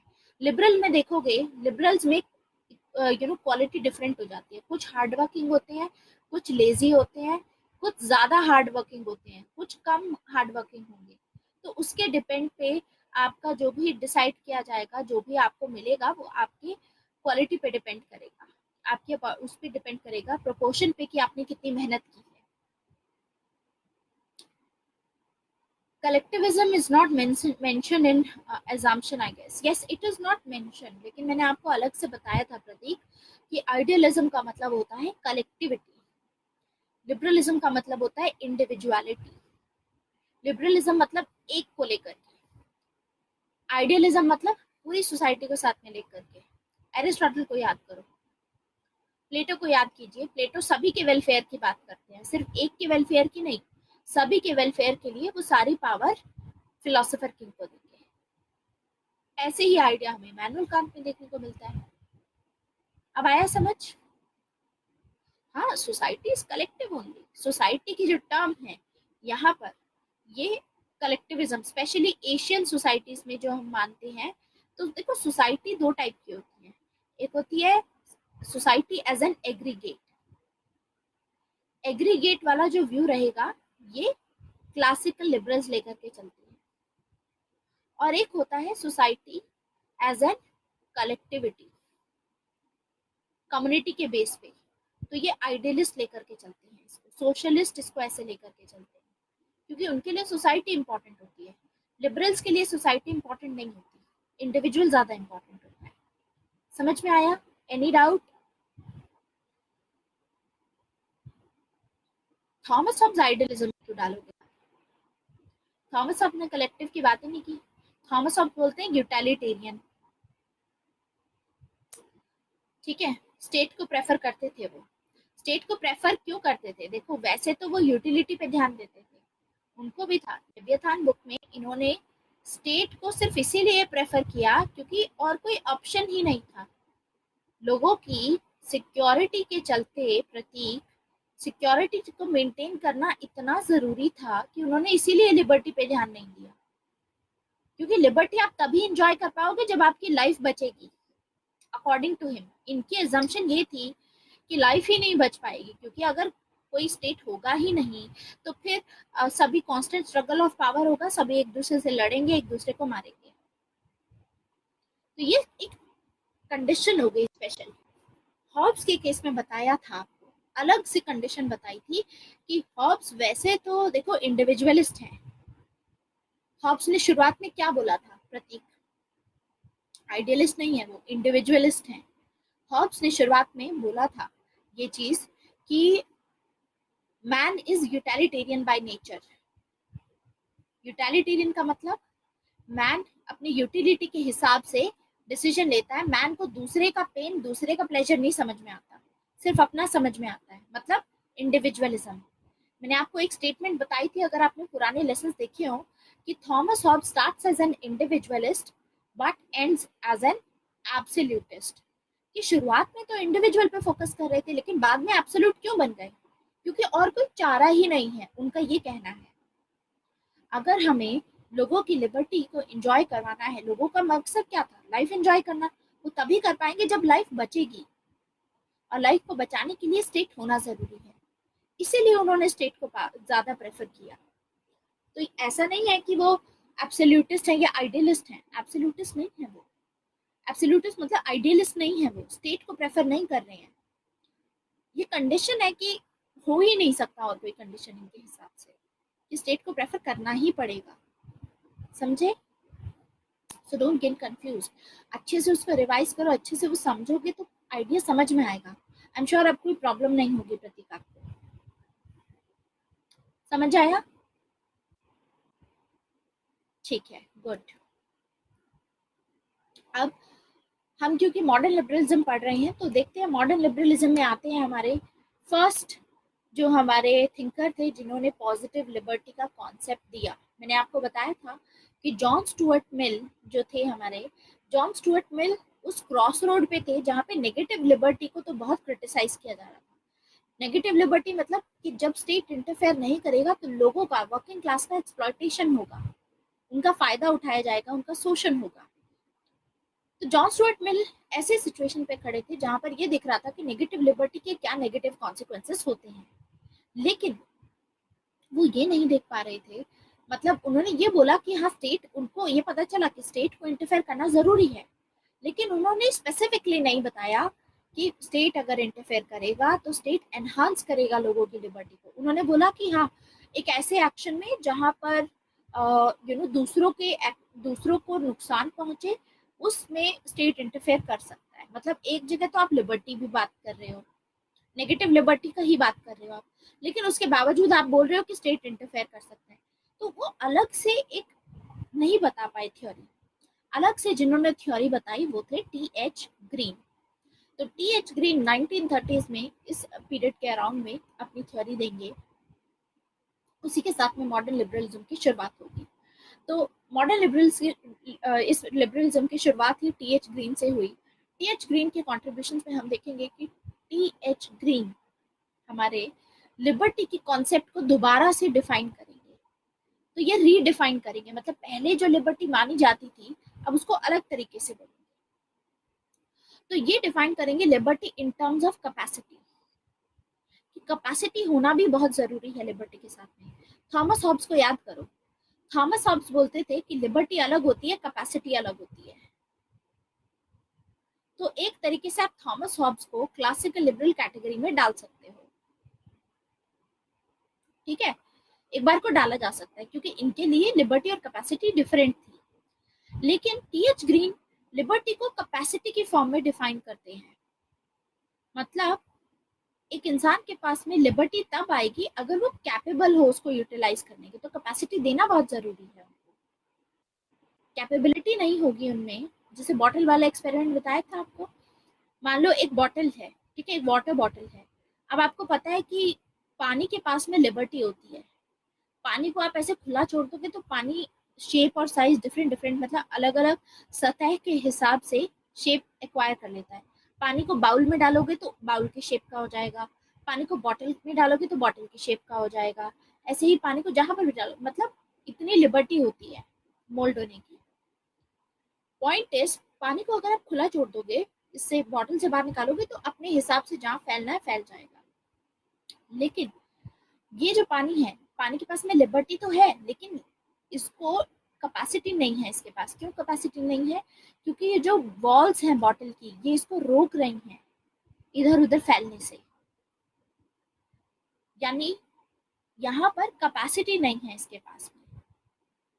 एक मैंने आपको एक और एग्जाम्पल बताया था व्हील चेयर वाला, जिसमें मैंने आपको बोला था कि मान लो एक पेशेंट है, ठीक है, एक पेशेंट है, ठीक है, वो मान लो व्हील चेयर पे बैठा है, ठीक है। अब वो चाहे तो उठ सकता है, ठीक है, उसके पास में लिबर्टी है कि वो कहीं पे भी जा सके, लेकिन वो जा नहीं सकता क्योंकि इसके पास में लिबर्टी भी है लेकिन इसके पास में कैपेसिटी नहीं है यहाँ पर।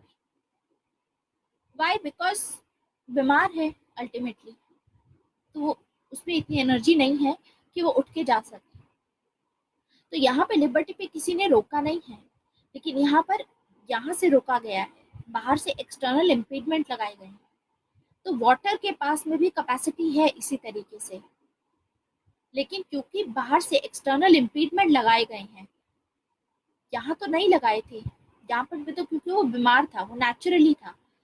तो ये सब चीजें होती हैं। टी.एच. ग्रीन लिबर्टी को कैपेसिटी की फॉर्म में डिफाइन करते हैं। मतलब अब ये इकलौते पहले ऐसे थिंकर आएंगे जो लिबर्टी को एक अलग तरीके से डिफाइन करेंगे, जो ये बोलेंगे लिबर्टी का क्या मतलब होता है।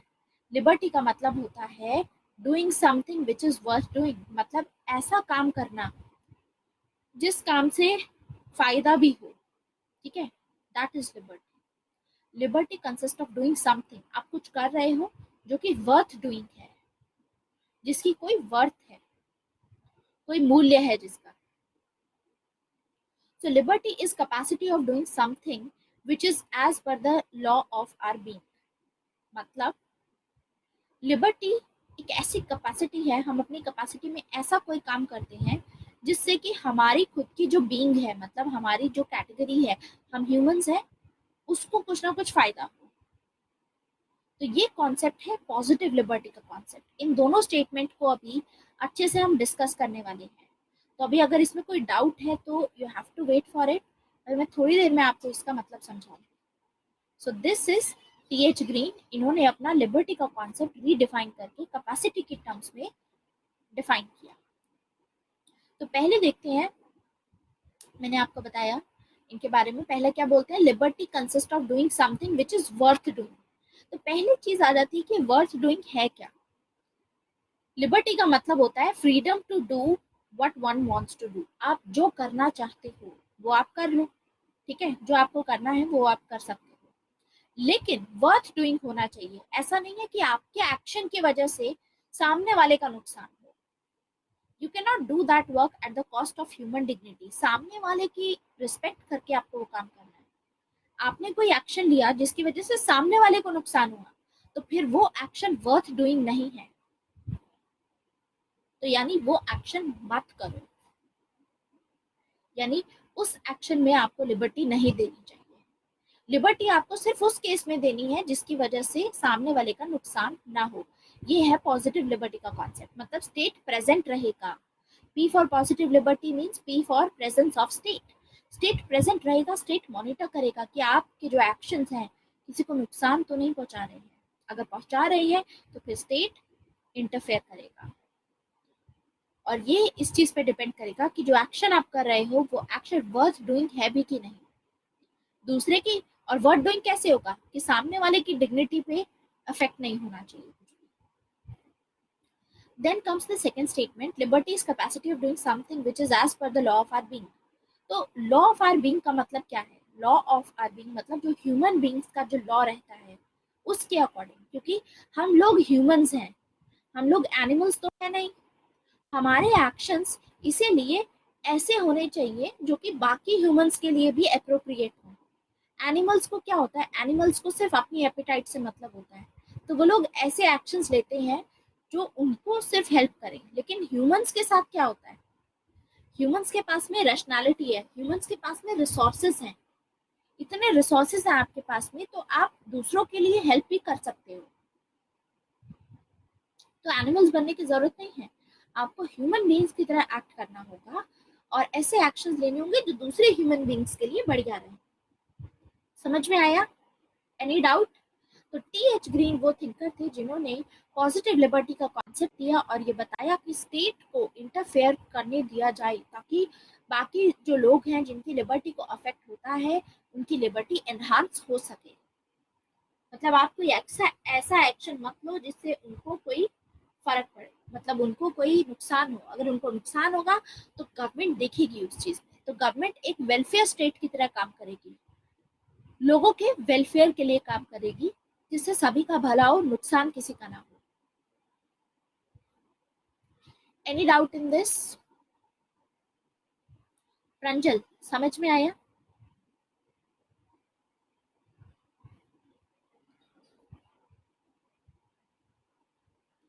ठीक है। अब अगली स्टेटमेंट आती है टीएच ग्रीन की कि human consciousness postulates liberty, liberty involve right and rights demand state. And then एक और स्टेटमेंट है, will not force is the basis of the state. ये दोनों ही स्टेटमेंट बहुत इंपॉर्टेंट है, डायरेक्टली पेपर में पूछी जा सकती है। तो टीएच ग्रीन की दोनों स्टेटमेंट समझते हैं कि human consciousness postulates liberty, liberty involve right, right demand state. एक एक करके समझते हैं। देखो ये जो स्टेटमेंट है ये किस पर्पज से दी गई है। इस स्टेटमेंट में हम टीएच ग्रीन की जो पॉजिटिव लिबर्टी की फिलॉसफी है उसको आसानी से समझ सकते हैं। तो अगर क्वेश्चन आता है, स्टेटमेंट आती है, तो आप इसमें ऐसे लिख सकते हो कि इसमें ह्यूमन राइट्स का कॉन्सेप्ट, सोसाइटी और स्टेट के बारे में सब चीजें इसमें बताई गई। तो पॉलिटिकल थॉट इसमें, इस स्टेटमेंट से हमें पता चलता है कि स्टेट, सोसाइटी और इंडिविजुअल का पूरा एक मिश्रण होता है, आपस में रिलेशनशिप होता है उसमें। तो पॉजिटिव लिबरलिज्म की ये स्टेटमेंट आप समझते हैं क्या है। इसको 3 पार्ट में डिवाइड करेंगे। पहला है ह्यूमन कॉन्शियसनेस पोस्टुलेट्स लिबर्टी। पहले इसको समझेंगे, उसके बाद अगला पार्ट समझेंगे, उसके बाद तीसरा पार्ट समझेंगे। तो पहले आते हैं ह्यूमन कॉन्शियसनेस पोस्टुलेट्स लिबर्टी का क्या मतलब है। कॉन्शियसनेस क्या होती है, आपकी सबकॉन्शियस होती है जिसमें आप कुछ सोचते हो, आप कॉन्शियस होते हैं, अवेयरनेस होती है आपकी। तो ये कहते हैं कि ये ह्यूमन नेचर में होता है। एच ग्रीन का कहना है, ह्यूमन नेचर का एग्जाम्पल देकर के ये बोलते हैं कि ह्यूमन नेचर के बारे में सोचिए।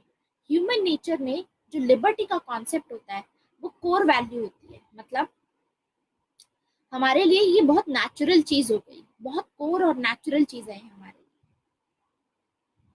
मतलब अगर आपको कोई बताए बिना कि आपके पास लिबर्टी है कि नहीं है, नेचुरली आप पैदा होते हो।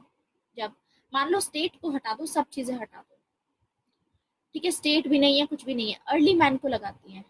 अर्ली मैन है, अब अर्ली मैन पैदा हुआ, कोई स्टेट नहीं थी, कोई सोसाइटी नहीं थी, अलग अलग जगहों पे।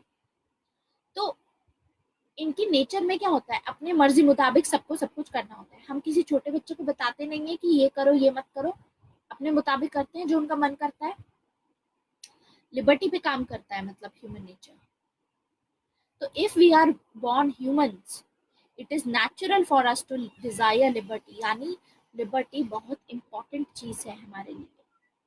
अगर ह्यूमंस की तरह पैदा हुए हैं तो लिबर्टी हमको नेचुरली हमको चाहिए होगी, हम डिमांड करेंगे कि हम अपनी मर्जी से काम करें। और यानी इसका मतलब सेंटर में हमेशा लिबर्टी रहेगी, ना तो इक्वालिटी ना ही यूटिलिटी इसको रिप्लेस कर सकती है। मतलब और जो कॉन्सेप्ट हमारे लिए रहेगा, हम कभी इक्वालिटी नहीं मांगेंगे कि उसको ये दिया तो हमको भी ये दो। हम लिबर्टी जरूर मांगेंगे कि हमको आजादी दो कि हम अपनी मर्जी से कुछ भी कर सकते हैं। इसी के बेसिस पे ह्यूमन नेचर जब ये देते हैं मॉडर्न लिबरल पर्सपेक्टिव से, तो खुद बताते हैं कि लिबर्टी बहुत इंपॉर्टेंट होती है। तो यानी स्टेट प्रेजेंट है, लेकिन स्टेट भी किस पे फोकस कर रहा है, स्टेट भी फोकस करेगा लिबर्टी के आइडिया पे ही, क्योंकि लिबर्टी सेंटर में रहेगी, सेंटर में रहेगी। ये एक सेंटेंस एक पार्ट समझ में आया। मतलब नेचुरली जो ह्यूमन बींग्स होते हैं वो लिबर्टी मांगते हैं, डिजायर करते हैं, उनको लिबर्टी चाहिए होती है नेचुरली।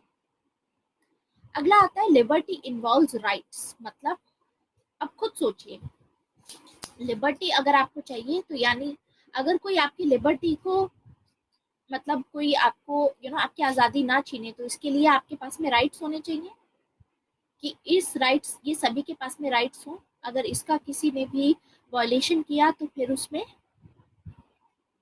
पनिशमेंट दी जा सकती है, राइट। तो इस सेंटेंस में लिबर्टी इन्वॉल्व राइट, मतलब लिबर्टी में राइट्स इन्वॉल्व होते हैं। और राइट्स कौन देता है, राइट्स सोसाइटी देती है। तो यानी इसमें हमें ये लिबर्टी की इंपॉर्टेंस बता रहे हैं कि लिबर्टी की क्या इंपॉर्टेंस होती है ह्यूमन के लिए। और इसमें बता रही हैं सोसाइटी की इंपॉर्टेंस कि लिबर्टी अगर आपको चाहिए उसके लिए राइट्स चाहिए, और राइट्स आपको देगी सोसाइटी।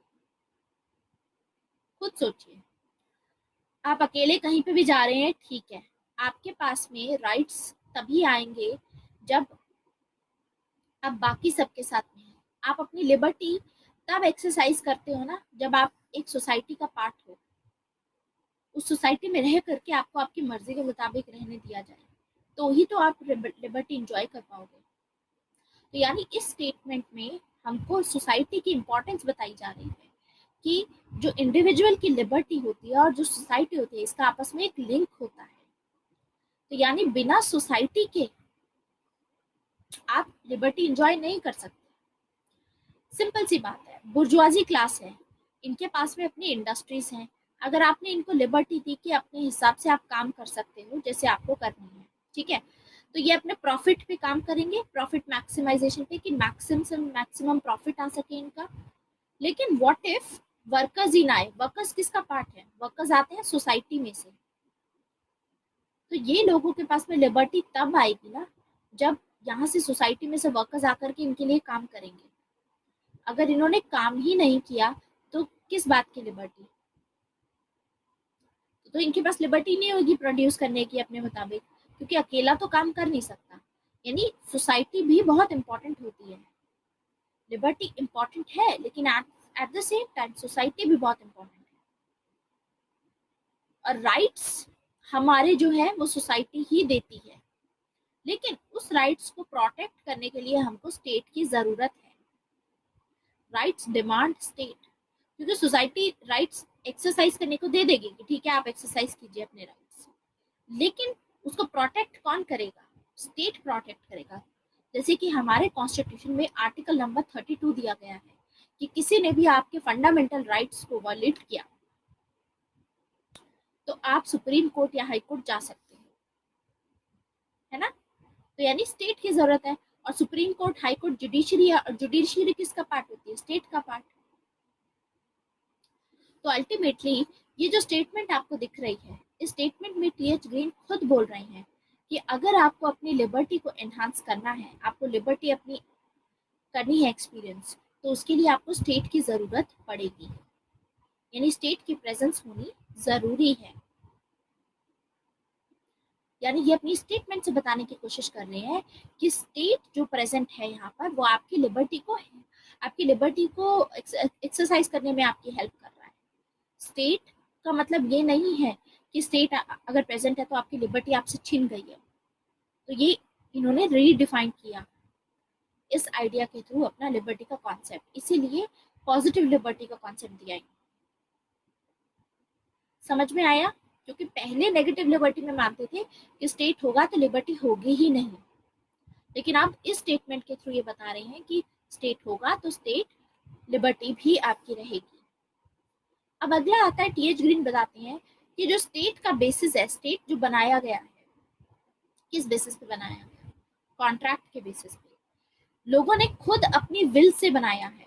विल मतलब अपनी इच्छा से, फोर्सफुली नहीं बना है state. Will is the basis of the state, force is not the basis of the state. ऐसा नहीं है फोर्स करके बनाया गया है। लोगों ने खुद डिसाइड किया कि हमको जरूरत है हमारे राइट्स को प्रोटेक्ट करने के लिए कोई बॉडी होनी चाहिए, एंड वो बॉडी होगी। समझ में आया? तो अभी फिलहाल हमने यहाँ तक कवर किया है इस क्लास में। अब आगे हम क्या करेंगे नेक्स्ट क्लास में? पहले मैं हेरोल्ड लस्की कंप्लीट करूंगी, उसके बाद पॉजिटिव लिबरल्स की मैं बेसिक एग्जाम्पशंस कवर करूंगी यहाँ तक, जो कि मुझे लगता है 5-10 मिनट में, एटलीस्ट 15 मिनट लगेंगे मुझे कवर करने में। उसके बाद मैं नेक्स्ट क्लास में आपसे क्वेश्चंस पूछूंगी वेस्टर्न पॉलिटिकल थॉट से, एक एक करके। तो आप सभी को नोटिफाई कर देना ग्रुप में कि सबको आना जरूरी है। सो this is it for today, for this class guys. Thank you very much. बाकी 3 बजे मिलते हैं, आपकी दूसरी क्लास है, ठीक है? और नोटिफाई कर देना कि अगले 2 दिनों तक भी 2-2 क्लासेस आपकी रहेंगी। एक 12 बजे रहेगी और एक 3 बजे रहेगी, ठीक है? इंग्लिश बैच की क्लास आयुष वो रिज्यूम होंगी 14 से, शायद 15 से, आई एम नॉट श्योर। लेकिन मैंने आपको क्लास में दिया है ना, आपके ग्रुप में मैंने एक स्क्रीनशॉट शेयर किया है आपके साथ में, एक इमेज शेयर की है। उस पर आपका लिखा हुआ है कि जो आपकी क्लासेस अभी आने वाले टाइम में इस वीक में जो भी रीशेड्यूल होंगी वो उन दिन में ली जाएंगी। मैं हिंदी मीडियम वालों की एटलीस्ट कंटिन्यू कर रही हूँ, बिकॉज दोनों की अगर कंटिन्यू करूँगी तो वो ज़्यादा बर्डन हो जाएगा मुझ पर, ठीक है? तो थोड़े टाइम के लिए I am just taking their classes. आपके पूरा इस महीने कोर्स वैसे खत्म हो जाएगा।